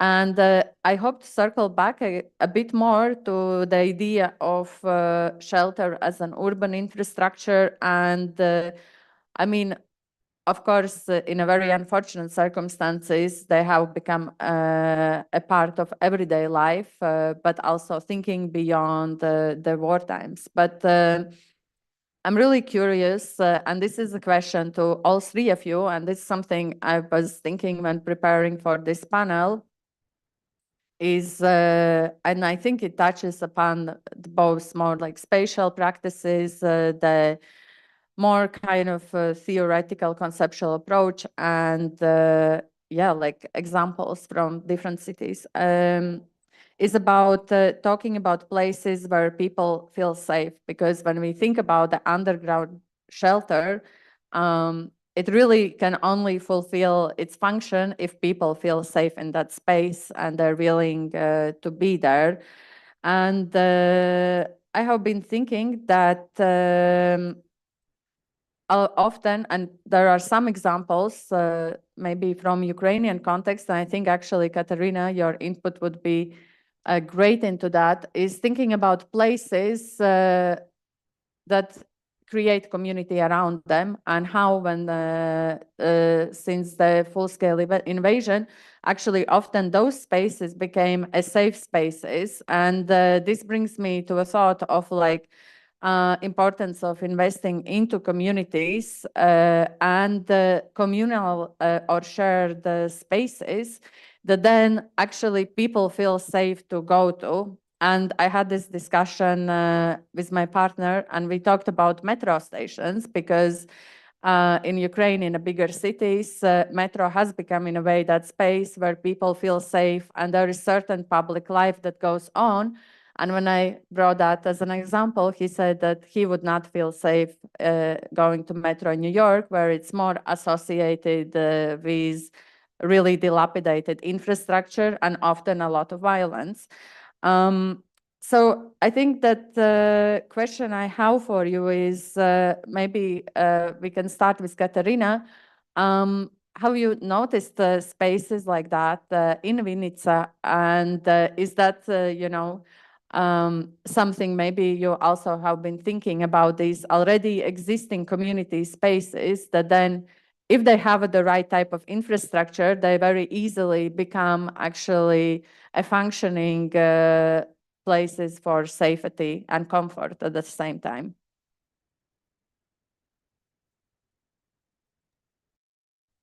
Дякую за запитання. Thank you for this question. In fact, I immediately started thinking about some underground infrastructure at first. And the example I recalled after your question, in the center of the city, we have a youth center. It's called Quadrant. And this is a public space where people get together to volunteer together. There were instances like that. Different events take place there for those people who need it. So it could be civil society organizations and municipal departments that organize something. And we had Ukrainian Urban Forum last summer, last year. And so this was one of the locations. And it is completely underground, but it's large enough to have functional rooms there. There are bathrooms there. There's all the necessary infrastructure there. There's large kitchen there. So this is quite a comfortable and cozy place. It is not very small, but not very large either. And looking at this place, it's also underground, right? So there is a concept of safety present, especially during the time of the war. And at the same time, it looks pleasant. There is good lighting there. There is water there. It's not cold there. It's quite pleasant. So the interior is quite nice. I feel good when I'm there, and all the elements that contribute to the feeling of safety are there.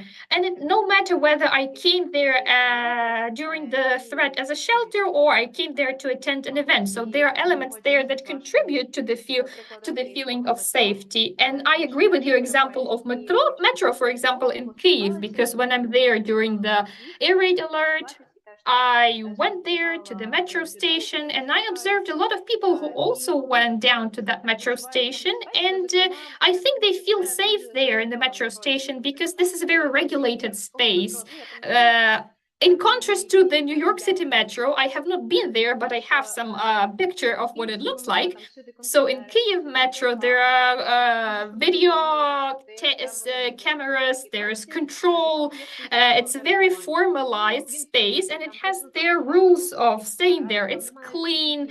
All the offenders are punished. There are no trash cans that can be set on fire. So this regulation, the rules of how you use this space contribute to the feeling of safety there because there are regulations in place.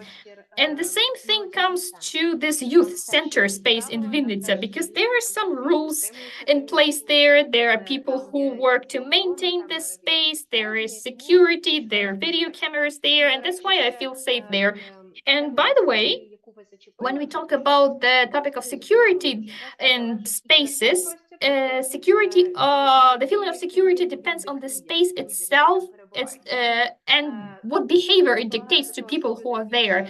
Whether the space contribute to people being nicer, kinder, and contributes to communication between people, or whether this space is very unpleasant and people feel even more nervous when being there. And so a lot depends on the shelter, on the space, on its characteristics, and a lot depends on people as well, because people we stay with at the shelter can also carry the feeling of danger.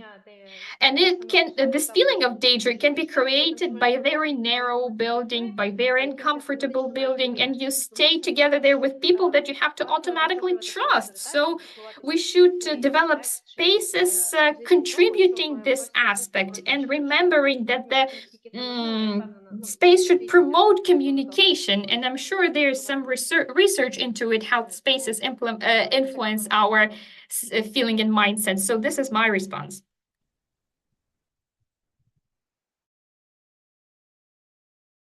I was thinking maybe, Romea, you have a comment, because we are here talking about these communities that exist, and in a way it feels the importance to be investing in already existing communities that then become a kind of refuge or safe spaces. But what you're talking about, the dual use shelters, in a way, is creating that community around the safety infrastructures. So perhaps if you have a comment, or from your studies also sharing some examples.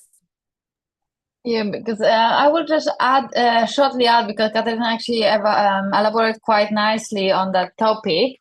The aspect what we came across, and that also came within when we were studying Vinnytsia, that of course, all those informal shelter spaces, they're always within close proximity, but also the spaces which they are embedded in your daily routine. Because you always think in this alarm component that when it's happening, the first thing were memories, like your spatial memories where you want to escape. So that's why it's coming in the basement or communal spaces. And when we were doing survey, throughout the survey, we understood that people actually were asked what they need and what they think within shelter should be a function. Actually was advocating a lot for the community spaces, for any shared kitchen venues, because that's something they will feel secure, and it's well-known space. Something like that, you understand what type of functions are there, what kind of program, and what condition it is there. So because that's something you want to be exposed daily. So you mentally, you want to feel secure in this short period of time where to go. And I made it as an example, but from Kyiv, because one of my previous collaborator, and Anastasia Zhuravel, she actually runs Laska, which is actually charity place. And people actually, first what she noticed, and she was not planning, but actually people ran there also in large capacity because they were using that space, and then knew also by the profile of space, because it's a public and it was actually non-profit organization, they felt that they will be welcome. So that's something to take into account, what the space, what type of profile has, and who is responsible for it, because the publicness and aspect that you will have access is kind of profound and important within such a short period of danger, that you know that you can advocate. So that's something it's worth to also reflect upon what those spaces are. And I think within like community centers, they're always in local areas, and this aspect of charities are also in district areas, so they are always visible in the daily routines, and this visibility is crucial. So I wanted to add. Yeah. Thank you so much. I think it's really relevant. And Dean, I wonder if this question in some way also resonates with you about the importance of creating these safe places, and by safe meaning inclusive spaces, open spaces, spaces, you know, you can you feel safe in your everyday life, and that really become a refuge during a wartime. Yeah, I think it's really an important aspect of discussing security to not only, of course, dealing with actual, but also perceived feelings of safety or security. And I think also to consider in that both the social dimension of that process of supporting and developing perceived safety and security, but also, of course, how the spatial side of it can support or encourage and become a kind of scaffold for that. I mean, from a social dimension, of course, with some of the comments earlier, of course, are pointing to this notion that a crisis can also trigger and support certain forms of civic connectivity or collective activity, and this can become an important resource in these difficult times. And in that sense, to think also of the potential of much more collective thinking around shelter, to me also it seems to make to be an important part of that strategy to take into account. I think also this question about the spatial aspect of it, there is something I think to be said also about the possibility of really considering urbanistically how shelter is dealt with at a municipal or local sort of plan level. And I think that's why it's interesting, the study that was presented in the sense of how does one work with the existing mental map of the neighborhoods or city that people can draw on when they are, you know, in a situation where alarms are going off, where do they go to? So I think the idea of trying to also reuse existing spaces and refurbish existing spaces to function as shelters makes a lot of sense, particularly where those are larger spaces that can support larger numbers of people collectively sheltered.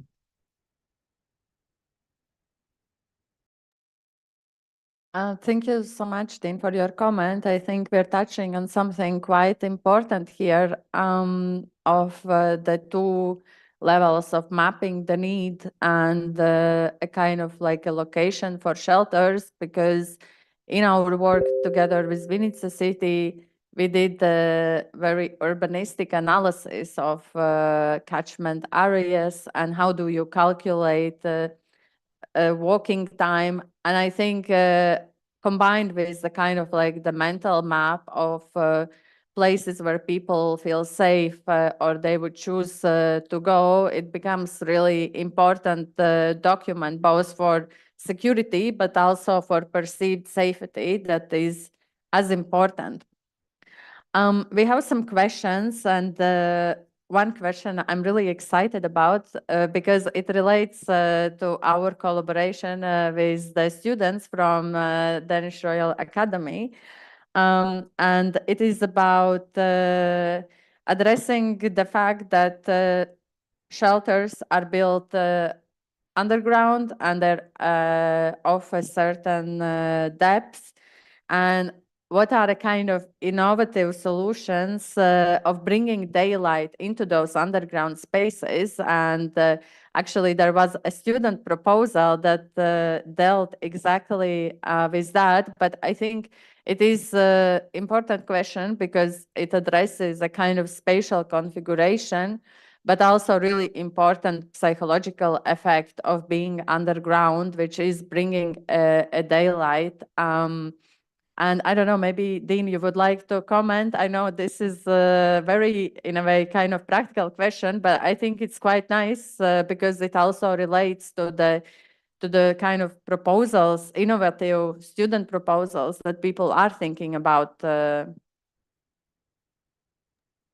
Yeah, I could say a couple of words about one of the students, Peter, who had made a project to think through the idea that a school could actually be a space that could function underground, but could also, in a way, manage how daylight could get down into that space.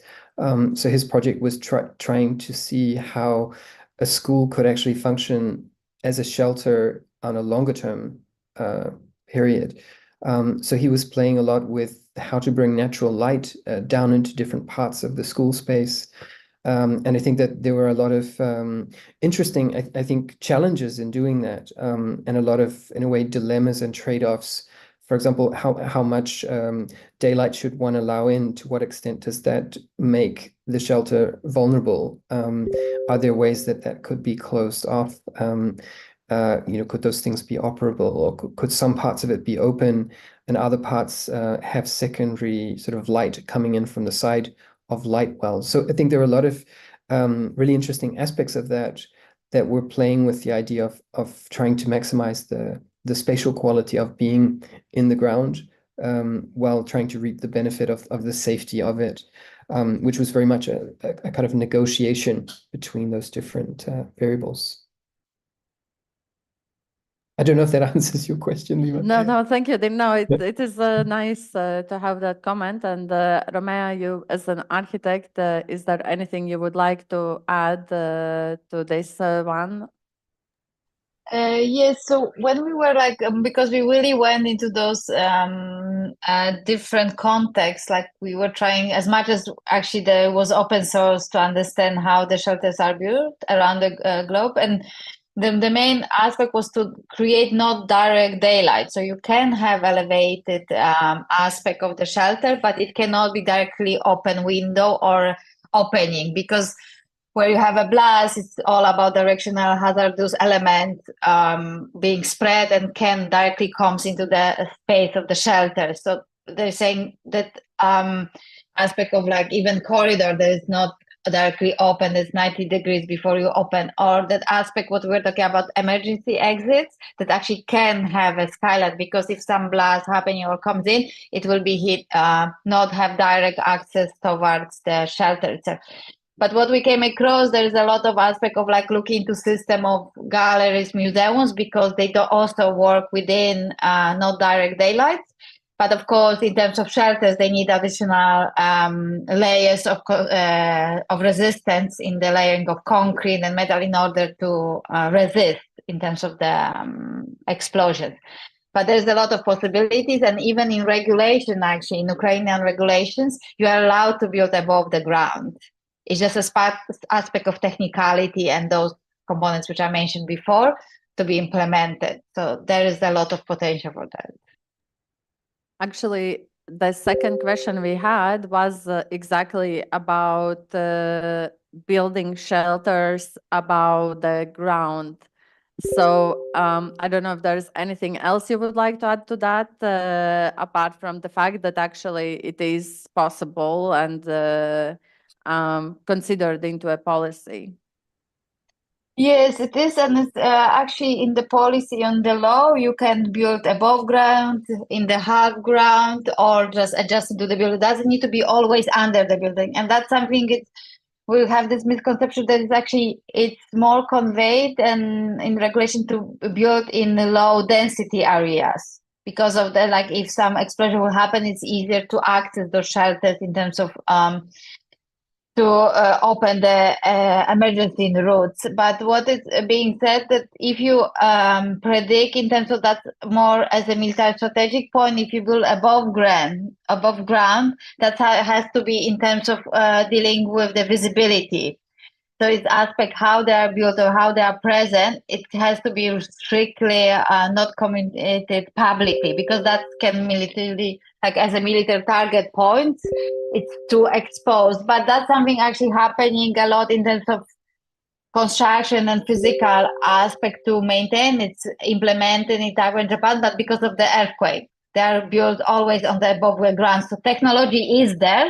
It's a mass aspect of camouflaging that. Yes, that's what I wanted to add. Thank you. Thank you so much, Romaya. That was really well put and with a lot of detail. I think one of the last questions we have that perhaps I would address to Dean and Katerina is about and it is very much also related, Romaya, to what you talked before about the dual-use shelters and transformation of functions, but can we imagine a business activity in the shelters, or it would be a threat to a public access and equality of use?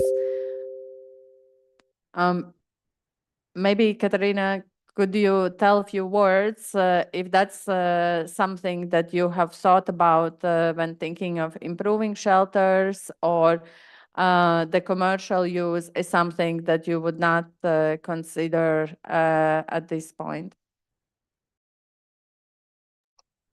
Дякую за запитання. Thank you so much for your question. From where I stand, it could be actually an option. Or we do have some businesses already operating from a shelter. It could be a catering business, so it's double use shelters. They are normally in the basements of a high rise, for example. And we've had them, I don't know, since the 90s. I mean, those businesses running from high-rise basements.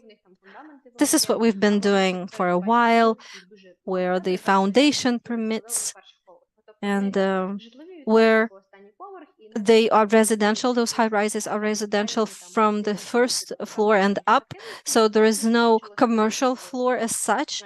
And then the businesses just went into the basements.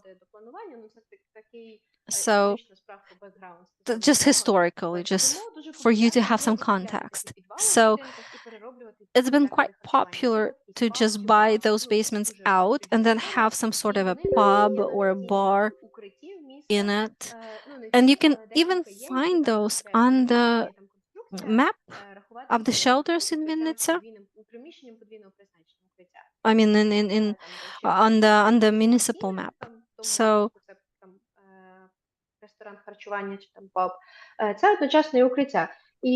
it could be a restaurant, it could be a pub and a shelter. And it could work, I believe, because someone has to maintain the shelter. There needs to be access for the people. And if it is something commercial, it is usually visible and it is usually accessible. And you can have coffee while staying at the shelter, which is also a realistic idea, I believe. Running a coffee shop from the shelter could work. So the double use of shelters could actually strengthen the feeling of safety. People who are at the shelter, they are already familiar with the space, as opposed to just someone going down into a random shelter that is empty and it has nothing to offer, and it is just uncomfortable generally to stay there. So it kind of echoes what we've discussed before. So if it is a coffee shop where you can just stay and have a coffee, it could work. At the same time, they have their own working hours, so they do not work round the clock, those restaurants, for example. So it's normally from 10 a.m. through 10 p.m. And this also needs to be kept in mind. So you could have a shelter that is also used as a catering facility, and you need to make sure that nothing obstructs the entrance or the exit, and that it can still fit a certain number of people, and any alterations that you make to the interior need to be compliant with the regulations, etc. Thank you so much, Katarina. I think this really maybe leads to one of the, well, apparently the last comment.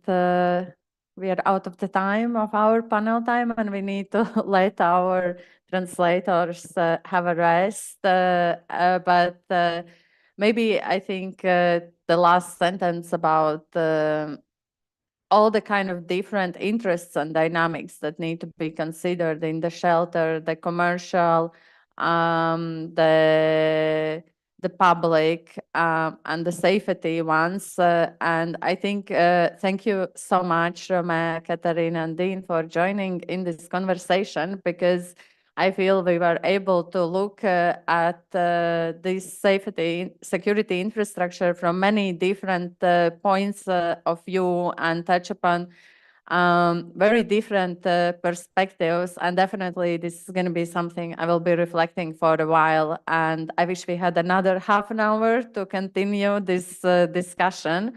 But unfortunately, we have to wrap up. So thank you so much for joining and for this conversation. And we will resume at 3:45 with our final panel. Thank you so much. Thanks. Thank you so much, Nina, and everyone. Bye-bye.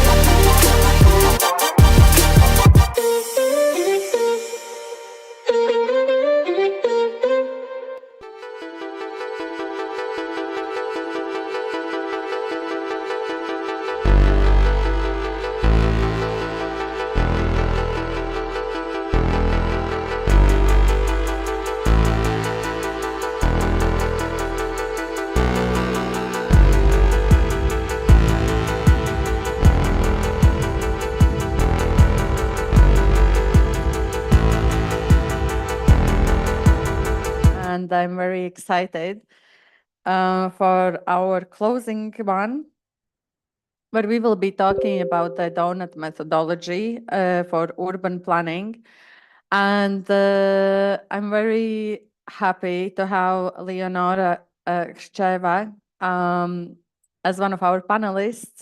She's an urban planner, researcher, participation practitioner, but most importantly, cities and regions lead at the Donut Economics Action Lab. And we will be talking a bit more about the donut economy and methodology for those of you who have joined and are not familiar with it. But it's really great to have such an expert with us. I would also like to introduce Irina Vlasyuk, who is a project manager at City Institute Lviv and who was really open to try the donut methodology, and our project collaborator in Lviv. And my colleague, Anastasia Popovich, who has been along our research team working on the donut methodology in a couple different cities. And let's begin by setting a little bit of context. Nastya, I'm going to give the word to you now to talk a little bit about our project in Lviv. So yes, hi, I'm Nastya, and mostly I will talk about the donut methodology and how we use it in Lviv project. We mostly in this project study the area that is the northern part of Lviv that it calls Boyshe, and I will talk mainly also about what is the donut methodology and why we choose it for our urban planning approach, and also a little bit about the site that we studied and what the guidelines we developed as an outcome of this research. So what about donut methodology? It was created by economist Kate Robert back in 2012, and mainly she criticized the current economic theories that have become kind of outdated in the modern world with current challenges. So the donut model is defined by two concentric rings that kind of one ensuring everyone's basic life necessities are met, it's a social foundation, and the other preventing humanity from exceeding Earth's ecological limits, it's ecological ceiling. So within this framework is a donut-shaped area that is both environmentally safe and socially just, so we can kind of can strive within it. So also in our research, we also use partially approach of coronal council development and decision-making wheel. These tool guides officers considering a project or actions through a series of questions relating to different areas of from water health to wealth inequality, and asks them to assign a score representing the potential impact on the decision in each area, like positive or negative. So it's kind of helping to understand the interconnectedness in different sectors in urban development and kind of move from hierarchy to a system in this way. So in our research team, we also decided to use a donut methodology because we think it's really a cool tool for analyzing cities and communities because it's based on the basic components of well-being, such as food, water, education, mobility, political voice, and others. They are often closely interconnected and intervened in a complex system of urban life. In addition, we use some global factors. We use mainly the risk factor that we choose from the Global Risk Report 2024. So for each local factor, we have selected a corresponding global one. For example, the water factor has a corresponding global, is a drought and freshwater depletion. And also an important document that also was a part of the research and study is a voluntary local review of the status of achievement of SDGs developed by the city of Lviv, which kind of presents the results of the analysis of developing trends for 17 goals covering all spheres of life of Lviv community. So we started our research, and what we have the area of Zboyshe that is located on the north, and mainly it was very much on the outskirts of the city, next to the city cemetery, but it has begun to develop rapidly with developers coming in and public transport projects being implemented. So the northern area also become very influential in the sector of health and rehabilitation because there are right now the ecosystem of Unbroken Rehabilitation Center that is right now one of the biggest rehabilitation center in Ukraine, and from the beginning full-scale invasions, Unbroken Center treated more than 15,000 wounded Ukrainians. At the same time, there are First Medical Association of Lviv. There is a huge hospital there, and at the same time the prosthetic manufacturing that was open just 2 months ago, also social housing that also the part of this unbroken ecosystem. So area is very rich in this sector, but at the same time it's also located to the huge nature area and itself has a potential to be very green. The hills create that is present there kind of a unique topography, and they are kind of really a part of the local identity of this area. Also, we have a large number of IDPs in Lviv that also raise the question of whether the development of this area can be helpful to solve this issue of lack of housing.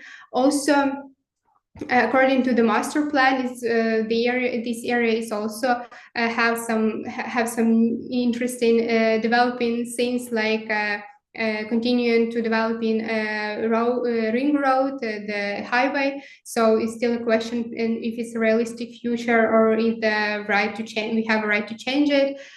Also, we have in the area gardening cooperatives that can be even kind of a driver of possible development as in the sector of food and community. As outcome, we have key sectors of our research is the sector of development of the area that include health, environment, shelter, equality, justice, community, and food. So as you can see, what I said, like all of these sectors are really connected and have some presence in the area.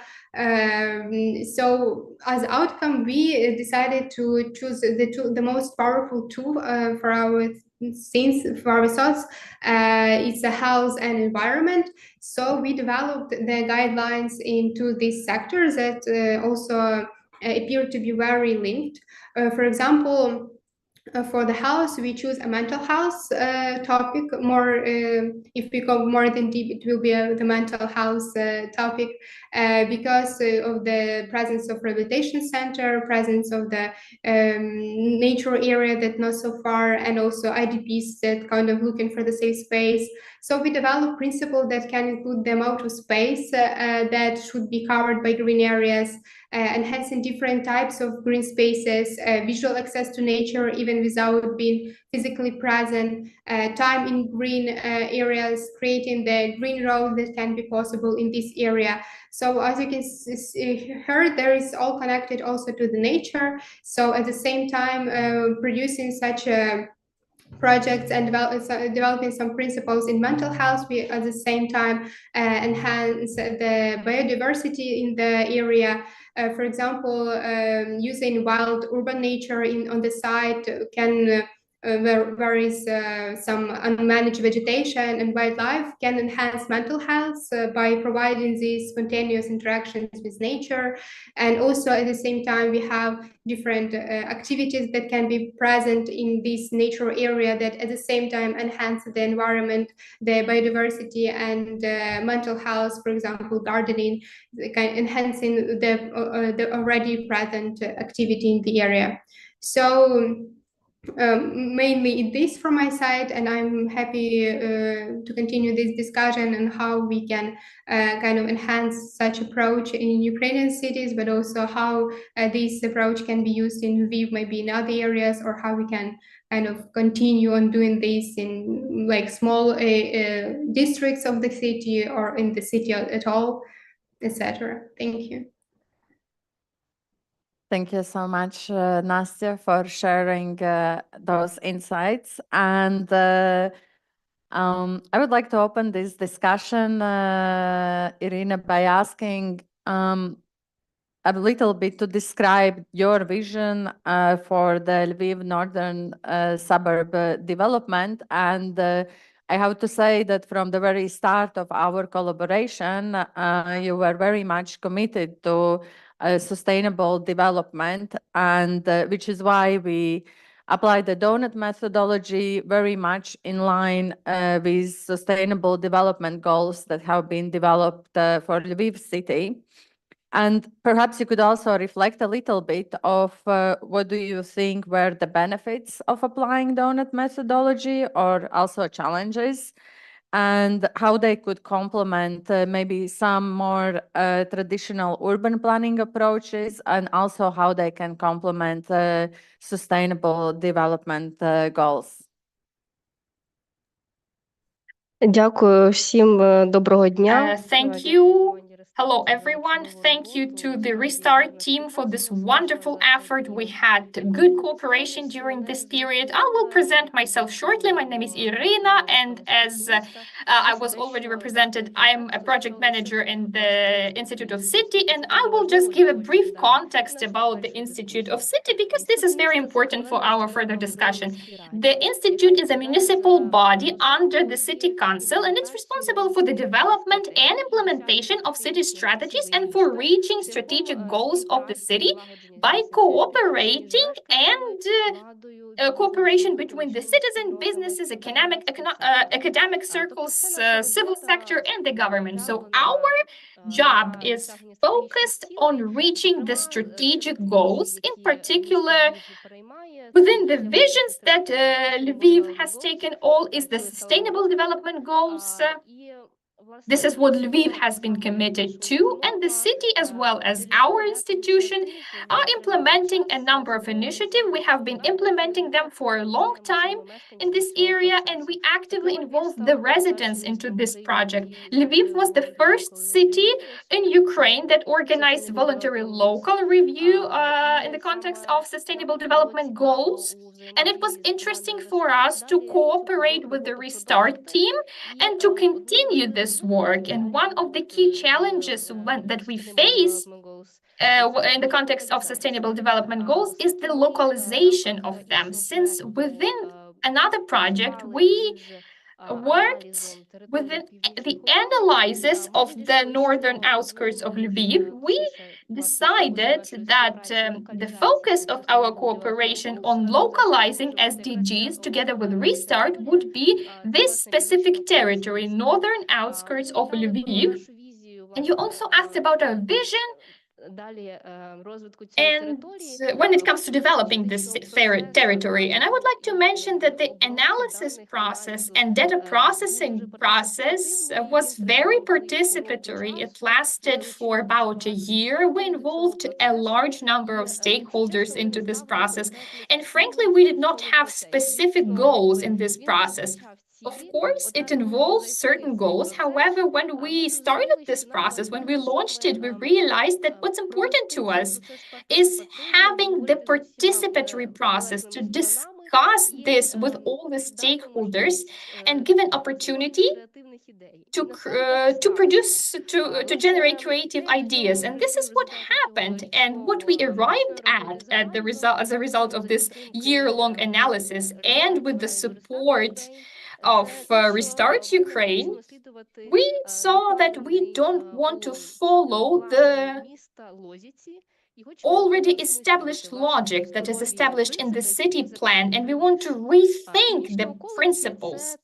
Northern outskirts is the territory that suffered a lot from the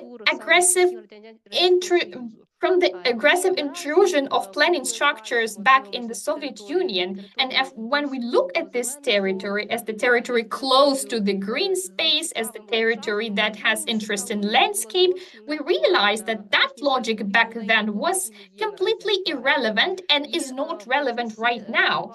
And in the process of this analysis, of studying this territory, we realized that the key element of our work on this territory should be the landscape, because right now it's difficult for us to explain it with just words, but this is what's important is the forests that we have around the area, and implementing the basic logic with the direct roads and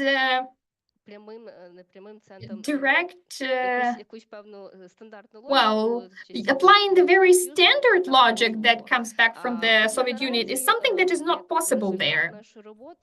So as a result, and we will have a chance to talk about this in a bit of a detail, we're trying to focus the planning on the approaches that take into account the landscape, so that the roads will go down into the valley as opposed to dig a tunnel through. So it's also important for us to keep the green areas intact, and First of all, we need to identify the areas we want to keep intact. And we also learned that we are lacking some biodiversity analysis, the geological data, etc. And this might also be some new information for Restart Ukraine, because this is rather recent, but we managed to actually analyze the biodiversity, geology, and water resources to help us learn more about what to protect from further development and, differentiate it from what we can develop. So I can appreciate the importance of the interactive discussion, so I will not be dwelling on this for too long at this point. And we have a lot of interest on the part of the developers, apparently, and the discussions on this involved the architects who have projects there, because we need to learn first what to preserve and where to grow, including residential buildings. Thank you so much, Irina. I think it's interesting what you were saying about a kind of thought exercises and trying to revise your analysis, and instead of pursuing certain goal, like changing those goals according to the research and actions and methodologies that you apply in a very in a process with diverse stakeholders. And we're very glad we got to be a little bit part of that thought process. But I would like to take this opportunity, since we have Leonora with us today, who is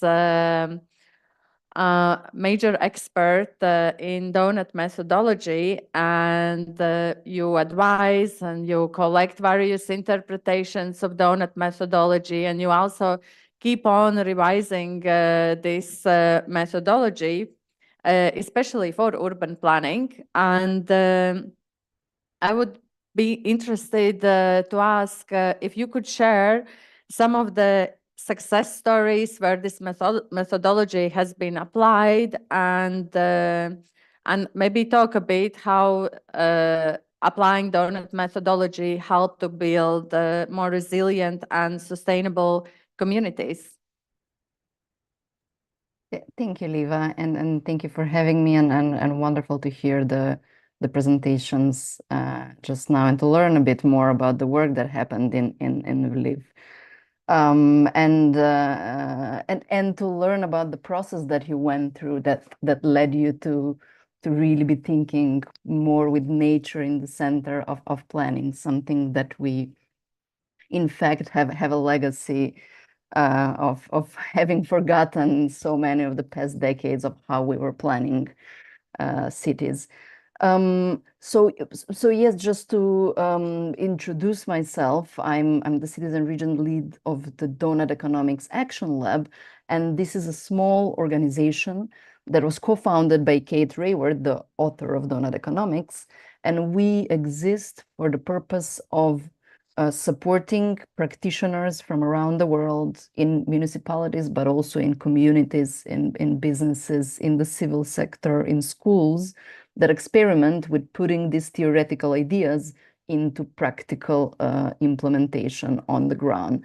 And we are doing that by creating a lot of free resources, tools, by supporting and building relationships, strategic relationships with many across the world, and hopefully this also will be an ongoing conversation with yourselves, and with creating networks for peer-to-peer learning and inspiration and exchange between cities, between places around the world. So we get to work in these evolving cycles of learning, creating materials, and learning and exchanging from the adaptations and contextualizations of this idea in many different places that end up taking different forms. And we continue to create new, methodological guides and resources that could help both, adapt these ideas, but also hold the integrity of what they're meant to be, of this idea of living meeting the needs of all people within the means of the living planet, and creating kind of cities, places, economies that are regenerative and distributive. And so maybe I can share a couple of examples from the practice from around the world that would be interesting to hear about, and happy to share a lot more resources, so that maybe you can find places that you would be interested to learn more from, or get connected with, learn from each other, and share back in turn your own expertise and experience. A couple of places that I thought would be interesting to share. One is at different scales of working in cities. So cities have been using donut economics in many different ways within policy and planning. So from kind of using it as a bit of a compass to guide a lot of processes in policy making, to using it for data specifically, monitoring, evaluation, impact assessment, using it as a collaborative tool internally, externally with stakeholders, or a visioning tool. And it has also been used a lot in the built environment, in planning and architectural projects, as is the case here. So things have been happening at different scales and in different ways. And maybe an interesting example is a city called Nanaimo in Canada, where they've been working with donut economics over the past 3 years already. They started from a place of looking for a new model of thinking about sustainability that would allow them to think more holistically and in more cohesive way across the different types of works and strategies they had within their council. So in their own words, they said, we have a lot of streams of work, a lot of great strategies on the social side, on the ecological side, but so often they don't talk to each other. And not only they don't talk to each other, sometimes they even contradict each other, and opportunities are missed to work in a more holistic way. So their council adopted the donut economics model as, I quote, a cohesive vision for all city initiatives and planning processes. So they developed this.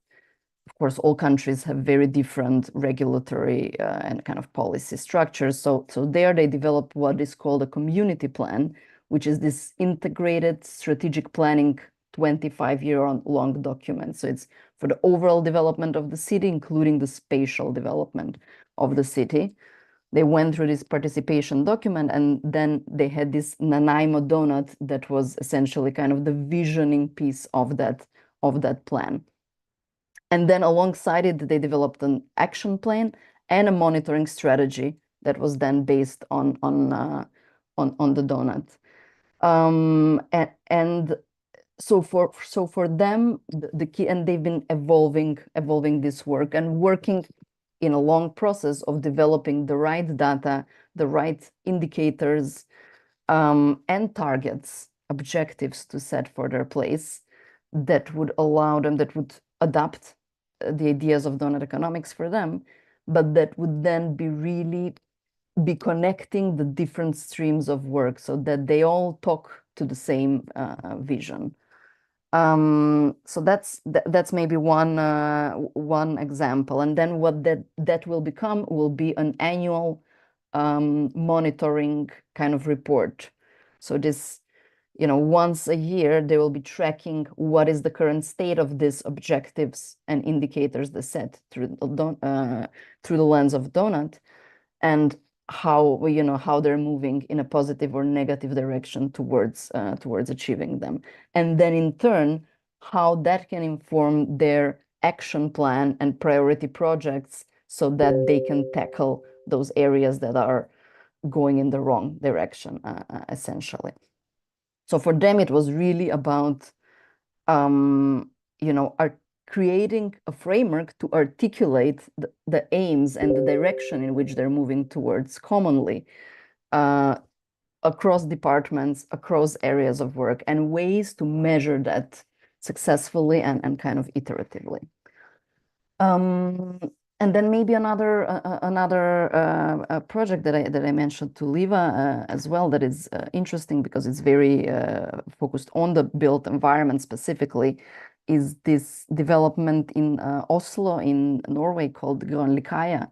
That is a new neighborhood, new fjord neighborhood on in a part of the city that has been in the process of development over the last several years. It's a huge part of the city, and it's kind of essentially 16 smaller master plans. So they had 16 different architectural and urban teams working on different pieces of it, and then one kind of comprehensive plan to bind them together. And they've been using donut economics as, again, as a bit of a cohesive way that underpins their sustainability strategy across development, and that really they've been using it in a more, let's say, workshop. Now they're building a bit of a monitoring strategy, I think, as well. But through the process, it's been a basis of workshops, conversations, and collaborations. So as they were saying, it is such a, in this complex, in every complex urban development, they've been working with architects, planners, but also biologists, sociologists, oceanographers, energy scientists, artists. And often they all speak, a different language, develop their own strategy, and function in separate silos. And so they were using the perspective of the donut, using both kind of the social foundation and the ecological ceiling, but thinking about local aspirations and global impacts as well across both the social and ecological foundation. And then holding workshops, kind of iterative workshops and conversations to assess and revision the evolving development through this lens, to kind of identify gaps where more learning is needed once they take the holistic picture, identify opportunities to actually develop new research, to see where there is potential to do something more. And for instance, once they were using this framework, they realized they're really weak on the ethics and impact of their supply chains. They didn't know where their materials were coming from. They didn't know they didn't have ethical and transparent systems of understanding the full impact of their development. So they were using this kind of way of workshopping to really uncover the more positive effects that the projects could have, and to detect the possible negative consequences early on, finding kind of solutions and strategies throughout the process rather than at the end. And they've been saying, and it's an ongoing process, but they've been persistently using it for years. As they say, they keep on identifying new ways. It doesn't come naturally to everybody. Many of these experts aren't used to talk to each other, to have the same conversation. But so many new possibilities and ways of thinking come up when you bring these conversations holistically, when you bring the idea about global impacts to the surface, when you challenge, our impact on the planetary boundaries, on the ecological health of the nature that we build on, etc. So, yeah, maybe I can stop here and happy to continue sharing anything more. Thank you so much, Leonora, for sharing these examples, because I think they really resonate with the approach we were taking with Northern District, where it really was a kind of, we used it as this framework to articulate certain ideas, and also as some kind of tool to see where something is maybe missing, which are kind of like the key aspects of the project. And I think what is nice also that it aligns with the Sustainable Development Goal reports and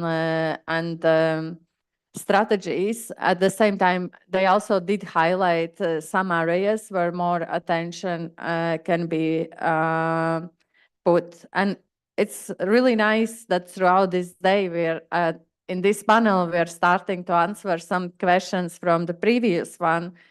from the first panel, which was about the green public spaces, where we talked about how to implement these green public spaces from economic, environmental, social aspects, and several of our panelists were talking about that, they need to be seen, these projects, as a part of an ecosystem of different stakeholders. And I think now we are starting to answer a little bit this question of how to communicate across those different departments and in a way share the same values.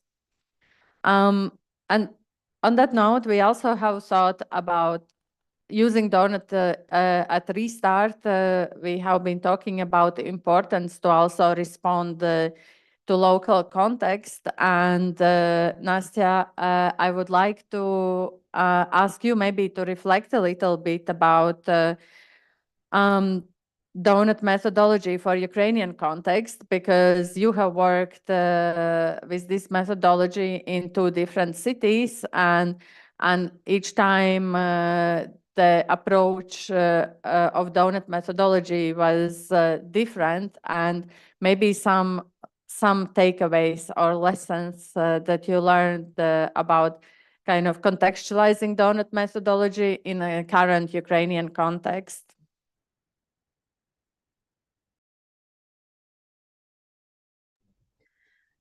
Так, дякую. В загальному, якщо повернутися до тих Yes, thank you. практик, які ми Absolutely. робили у So, Донецьку, хочу ще going додати back контексту, to що, наприклад, what we did in багато Voznesensk, лидерів just to give you some context, it is a community in the south of Ukraine, roughly 37,000 residents. So this community is close to the front line, and the residents, some of the locals are fleeing, and the IDPs are coming in. And so chronologically, we had 2 stages. The possible lab where we worked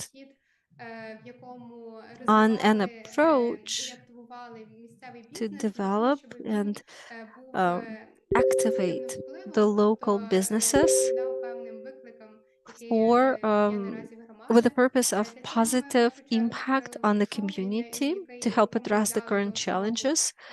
So what we did initially was design a workshop based on the donut methodology. In Amsterdam, they had the city profile, and there were 4 sectors: health, unity, legal system among them. So they identified the challenges, and then based on those challenges,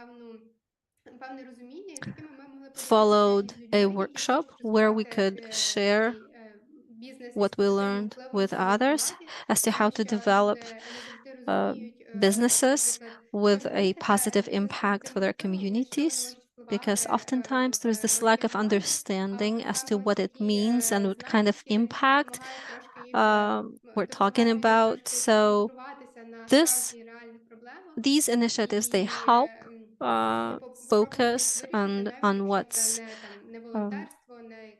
on the actual challenges, and if it's not through volunteering or through philanthropy, it could be improved through businesses that would help their communities grow and develop as well, especially since some of our territories are being severely affected and targeted with missiles, etc. So there was a set of indicators that we used at the workshop, and that helped us a lot to identify the challenges and the potential solutions. So second time we used donut methodology during developing the concept of restoring Voznesensk community, and we took the social part as a foundation, and we took the indicators that were also combined with each social sector. And those indicators also helped us create the picture for each sector. And we also tried to take the indicators that would fit the context of Ukraine. For example, We took the indicators to measure the number of IDPs that need housing. And it also helped us create an understandable picture at the end.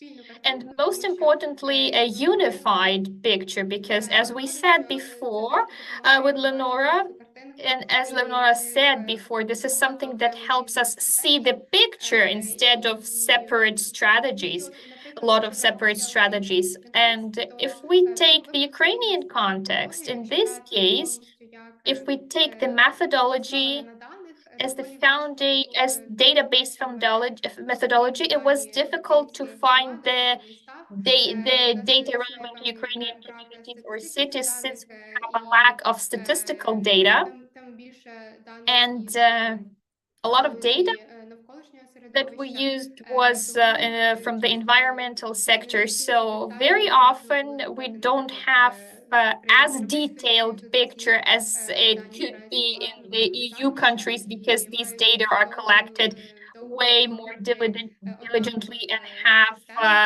they have many years of experience using similar systems. And when it comes to Ukraine, we are only starting this effort.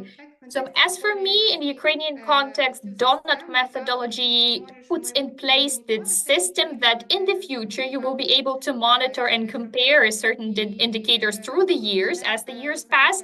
And the key thing here is to move in the right direction so that this institutionalized and improved culture of data collection is set up at various levels in Ukraine. Thank you.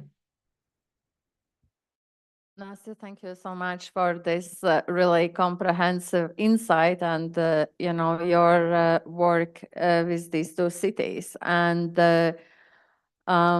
we're definitely in the phase where we see so many opportunities and benefits of applying the donut methodology. But Leonora, you have worked with it for a long time now, and I wonder if you can pin down maybe also some of the challenges that you see local administrations or organizations or like us, urban research agency face when working with the donut methodology. Because I mean, at the end of the day, also it's a living methodology. It constantly keeps evolving, and you are also learning from the case studies and revising, adapting.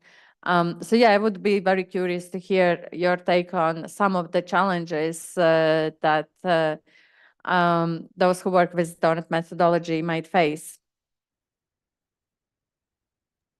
Sure, and of course, there are challenges as with any new idea and methodology, and we're just also have been recently doing actually a survey with many cities to learn more about what they've gained and where they've hit most walls. I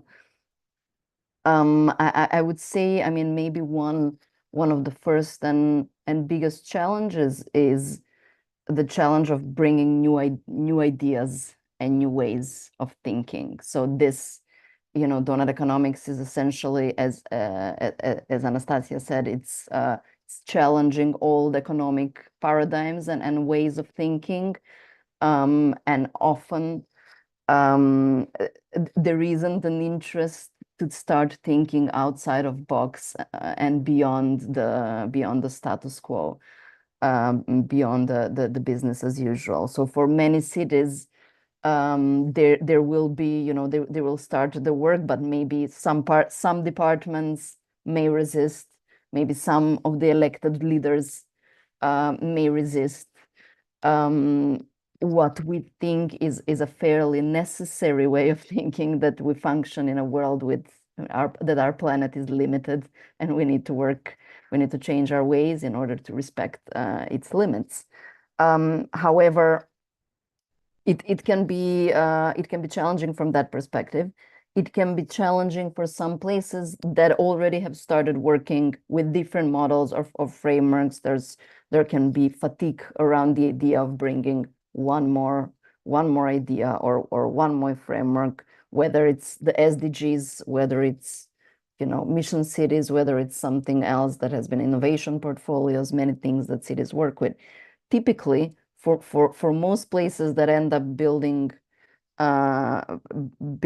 this on, the donut methodology isn't about replacing all other things. It's really about bringing in new ways of thinking within it, widening the perspectives. It's very compatible with, of course, the Sustainable Development Goals and many others, and it can hopefully just enhance that. However, it can be resource heavy for places to decide how to go about bringing these things together. Yeah, and then there are always, as you said yourself, as in your place, you are not alone to have challenges with data accessibility, data availability, data being updated. And that is common for every city, no matter the size, no matter the income levels, or whether it's EU or whether it's Eastern Europe or Asia or South America. Nobody yet has all the data that we need to have in order to really be working in these new ways. And in a way, what we are hoping for is to make that visible, to help make that visible, as exactly as you were saying, Anastasia, so that we can plan, open the pathways as we create that new data, as it becomes available, to see where is needed, to see where we need to evolve and how. And also, we hope, again, as you said yourself, Liva, we are working, there isn't a fixed methodology here that is rigid and unmovable. Data can be, so many different types of data, and we need to be more and more creative in understanding what really measures the well-being of people and what really measures the well-being of our environment. So often the data that we've had in the past hasn't been fitting this need. So it's an ongoing challenge for many places to work with data and to collect data in new ways. But often, this challenge has often been turned into the opportunity of doing something new. Even a city, the first city that started working with donut economics was Amsterdam, and they developed this comprehensive portrait, and then they saw, you would think that Amsterdam is and it is quite a progressive city in a lot of ways, but once they put the holistic eye on it, they realize they have no real data on food. They're not really tracking that, and nor monitoring, nor have a food strategy that responds to what will be one of the biggest challenges of the coming decade. So yeah, those are, I would say, some of the common challenges that we see. And then, of course, many challenges that are really context-based, but these are some common threads between places. Yeah, thank you so much. Definitely resonated also with our attempts to integrate donut methodology more and more in our work. And I really agree with the fact that sometimes when you're lacking data or you're lacking a kind of a focus on certain issue, it's so important to also just say that, because then it brings that in a perspective. And I think something we actually have seen today throughout all three panels is that there is a real commitment for building resilient communities and building sustainable cities. And I think also a lot of challenges that Ukrainian cities are facing today because of the war are challenges that a lot of other cities might be facing in the future as like adverse climate change impacts. And I mean, I think also something we've discussed before is about more of a focus on those local factors, because they're more tangible and more immediate, rather than thinking about those global factors. But I would like to bring that discussion a little bit back to the global kind of indicators and the kind of commitment for resilience and sustainability. And maybe, Irina, you could reflect on what are some of the global risks or global limitations that you are thinking in terms of maybe not only the Northern District development, but also wider Lviv Hromada, that you kind of anticipate maybe for the next generation, what would be on the top of your list, and how does that also relate maybe to a wider Ukrainian context, or they're more Lviv specific? Насправді дуже доречне питання ще й In в fact, світлі this is a того, very relevant question because my colleagues and I just got back from a forum of city resilience in Valencia, resilience forum in Valencia, and we talked about those global challenges that all of us have already faced, in fact, and we are not ready for them.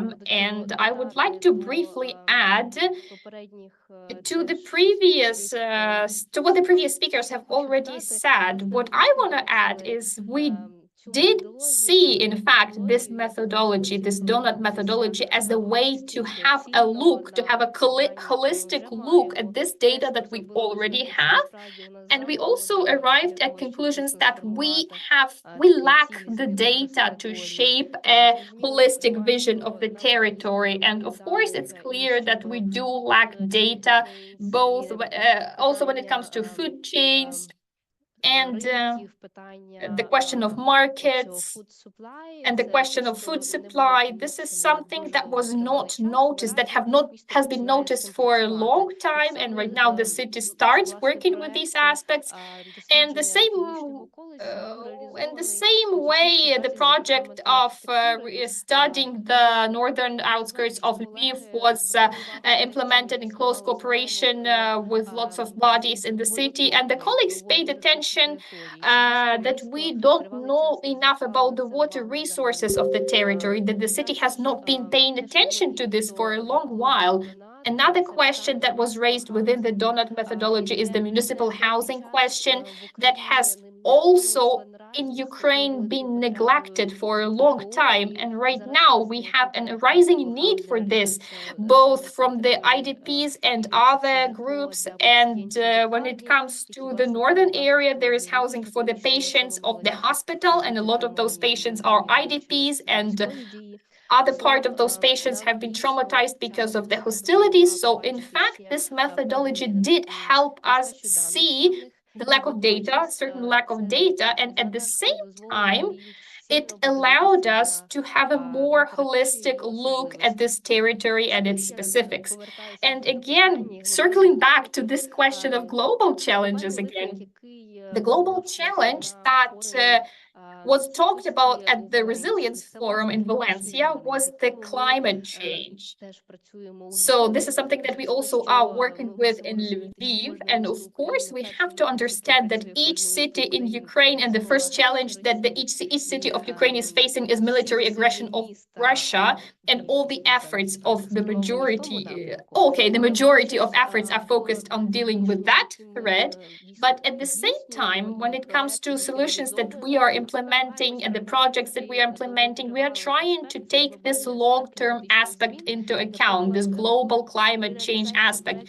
For example, when we implement the projects that support IDPs, or when we implement some medical initiatives that help rehabilitation, we take into account this climate change aspect, and we work with the nature-based solutions, with solutions that improve the state of green areas in the city. And also recently within another project, we developed a map of the city that let us see which zones are heated more or less, and we work with this data. And the Institute of City itself is carrying out a lot of projects in the sphere of energy, stability, mobility, and also we're also working in nature-based solutions, and as I already said before.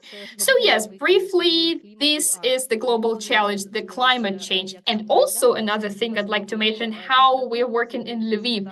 The temperature changes that we are noticing, thanks to our analysis, is one aspect, and we can see the change in precipitation. We can see the problem of problems related to precipitation, which is also the result of bad, maybe not bad, but ineffective approaches to city planning. So the approaches that did not take into account the climate change.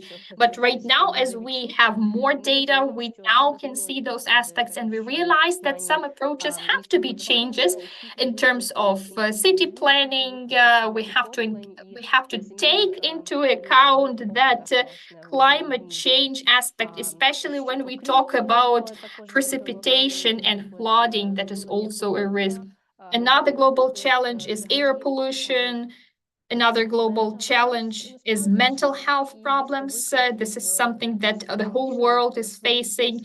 The psychological problems that are rising, and we can see now that more and more people suffer from anxiety, not only because of the war, although in Ukraine this is a major factor, but still, when we talk about globalization, digitalization, speeding up all the processes in the world, the mental health in this context is something that the world will face, and this is something that we in Lviv will face and will work on.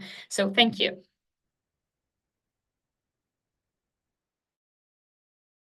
Thank you so much, Irina, for sharing this. And it also, I mean, first of all, it's been really great collaboration with you, because Lviv is really committed to this sustainable development and sensitive to a kind of global limitations we are facing. And I think it's also interesting you brought up mental health, because this was also definitely one of the factors we worked around when we were kind of assessing the different aspects of the potential direction of development in the Northern District.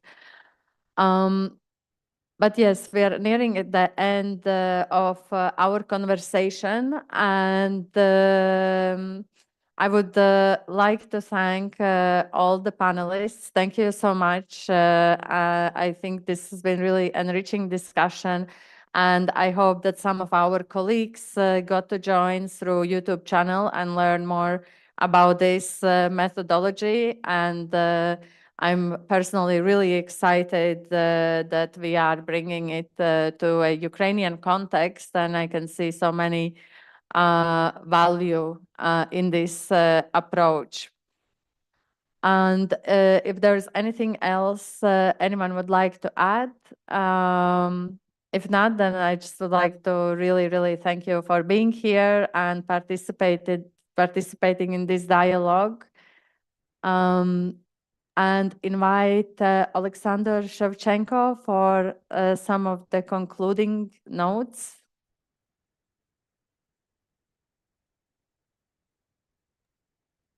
Ready to do so. And I think it would be nice to have it wrapping up with you, Liva, as you were leading not only this panel discussion, but also the project overall. And I think looking back at all three cases of Vinnytsia with Chernivtsi, Poltava and Lviv, we should refer and generalize to such a phrase or combination as a coordinate system, because basically what we are talking about is establishing a new coordinate system for Ukrainian cities. Because if we look retrospectively to the idea how this project emerged, it was our discussion with the GIZ about how do we actually adopt the integrated development approach we've been using for almost a decade before the full-scale war in Ukrainian cities. And there was no one answer for all the partners. And we thought and we decided that it should be flexible for all of the partners. So each city could actually select their own topic they would like to advance in. And this is how we actually entered this discussion with Vinnytsia, Poltava, Lviv, and Chernivtsi on these specific topics.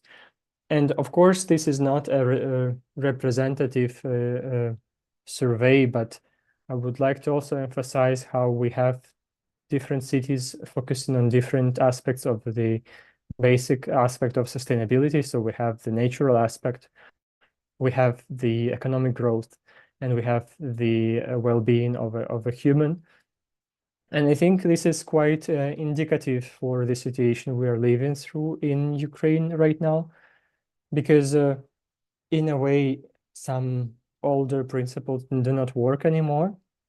The resources are limited, so we are not able, to advance every year on the percentage of economic growth or the GDP. So there is a need to establish kind of more balanced criteria for which will unite actually citizens and cities within the trajectory. Because I think it was Alexandra Sladkova who mentioned that having this internal conflict, that actually she's as the head of the department, previously ecologic and currently the economic department of Lviv, she's enabling expenditures on some well-being of the city, on some capital investments in the city, some repairments in the city, which is not directly helping the front line. But from the other side, I think this is also the war of the resilience. And as long as the cities and the hromadars remain agile and resilient, the longer Ukraine could sustain the tension of the war, the tragedy of the war. And basically, when the world globally is going to the new solutions, we have no right to wait until the war is over and then to just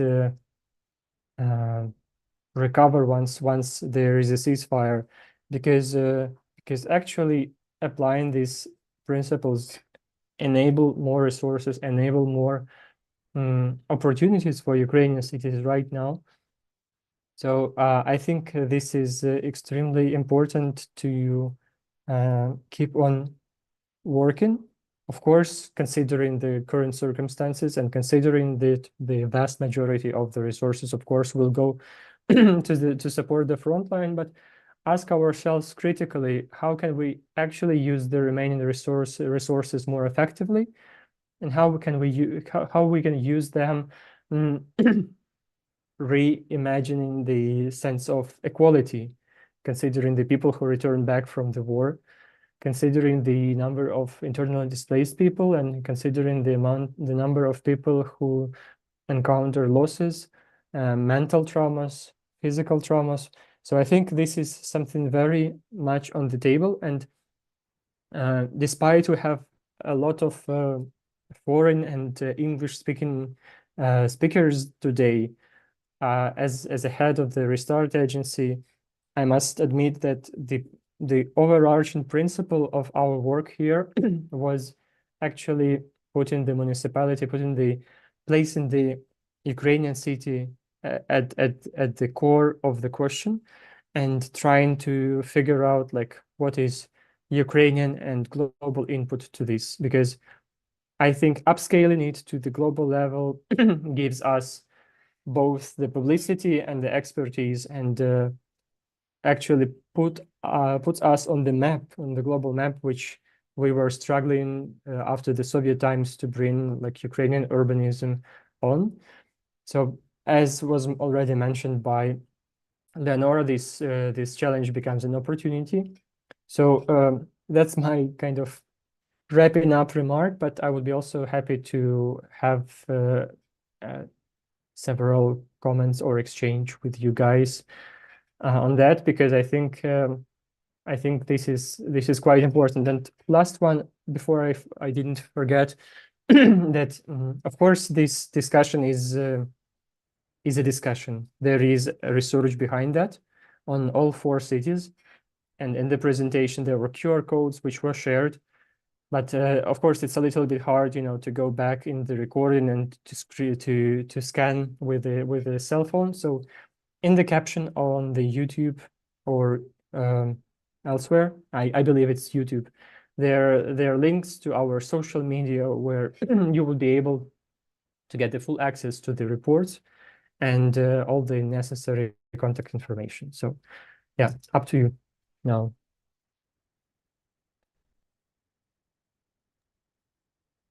Thank you so much for these concluding remarks. And maybe I would just add a few observations throughout this 3-hour conversation with seemingly very different topics and different cities. I mean, first of all, it's been really great to have our city partners in these conversations to really grounding some of the ideas in local contexts. It's been extremely valuable. And second, I feel there's definitely has been certain themes that I would like to sum up a little bit because I think they're all really relevant and I think in a way represent certain urgencies or certain ideas we are thinking about currently in terms of making cities more livable and more sustainable and also protecting environment. I think one of them is paradigm shift, and we talked about different kind of paradigm shifts from economic paradigm shift in the very first panel, but of course also now here with the donut methodology. Collaboration, the importance of the diversity of stakeholders and establishing clear communication channels and seeing projects not as just a one discipline project, but as interdisciplinary and multidisciplinary. And I think this is very much important when we think about any project to understand the kind of complexity of every party involved. And I think third one is about perceptions, because we've been talking a lot about how people feel in spaces from like point of view of safety, but also like in a public spaces. And also now talking about a focus on mental health in urban space and what can be done to facilitate that. So yeah, it's I would say these are kind of concluding thoughts that I noticed repeating throughout these conversations. And I think it's also nice we had this dialogue, and I hope that we continue this practice of, not being accustomed to having those discussions and thinking sometimes aloud about some of the subjects or in a kind of a collective form. So really, thank you everyone who participated, and all our cities that we had a chance to collaborate, and our external experts that brought really fresh new perspectives to these conversations. And if anyone would like to add any last comments, you're very welcome. Я би хотіла додати Yes, I would like to add to that as a final comment from me. We also believe that sustainability in the context of climate change, as well as urban transformations and implementation of the sustainability objectives, those are the concepts that are interrelated and interdependent. And in Lviv, we also believe in comprehensive and holistic approach. And to just continue with that line of thought, we also agree with what you have shared, Leonora and Liv. Lviv has become a hub for welcoming and distributing and further disseminating different practices from our counterparts, our international counterparts. We are planning to conduct a resilience week. This is going to be a forum that we will be holding in the fall, in this upcoming fall, and we will be inviting international experts to discuss the current challenges that we face as Ukrainian cities, including as regards the martial law. So hopefully we will meet in person this fall and we will talk more about this. It is fantastic that we managed to keep the continuity of what we do, that we welcome new ideas. So thank you so much for your contributions, and I'm happy to be a part of this initiative. Thank you so much, Irina, and for already thinking about our next conversations. Very much looking forward to that. And on that note, thank you so much, everyone, again. And we hope that we can have these occasions also in the near future. Thank you so much for having me as well, Liva, and everybody. It's been wonderful, and it's been wonderful to hear Irina talk about the work of Liv as well, and to hear about a city that's bridging the short-term thinking and thinking about long-term planning, even in such difficult condition. It is inspiring, and I congratulate you on your work. I hope we will continue conversations. Me too. See you. As a final.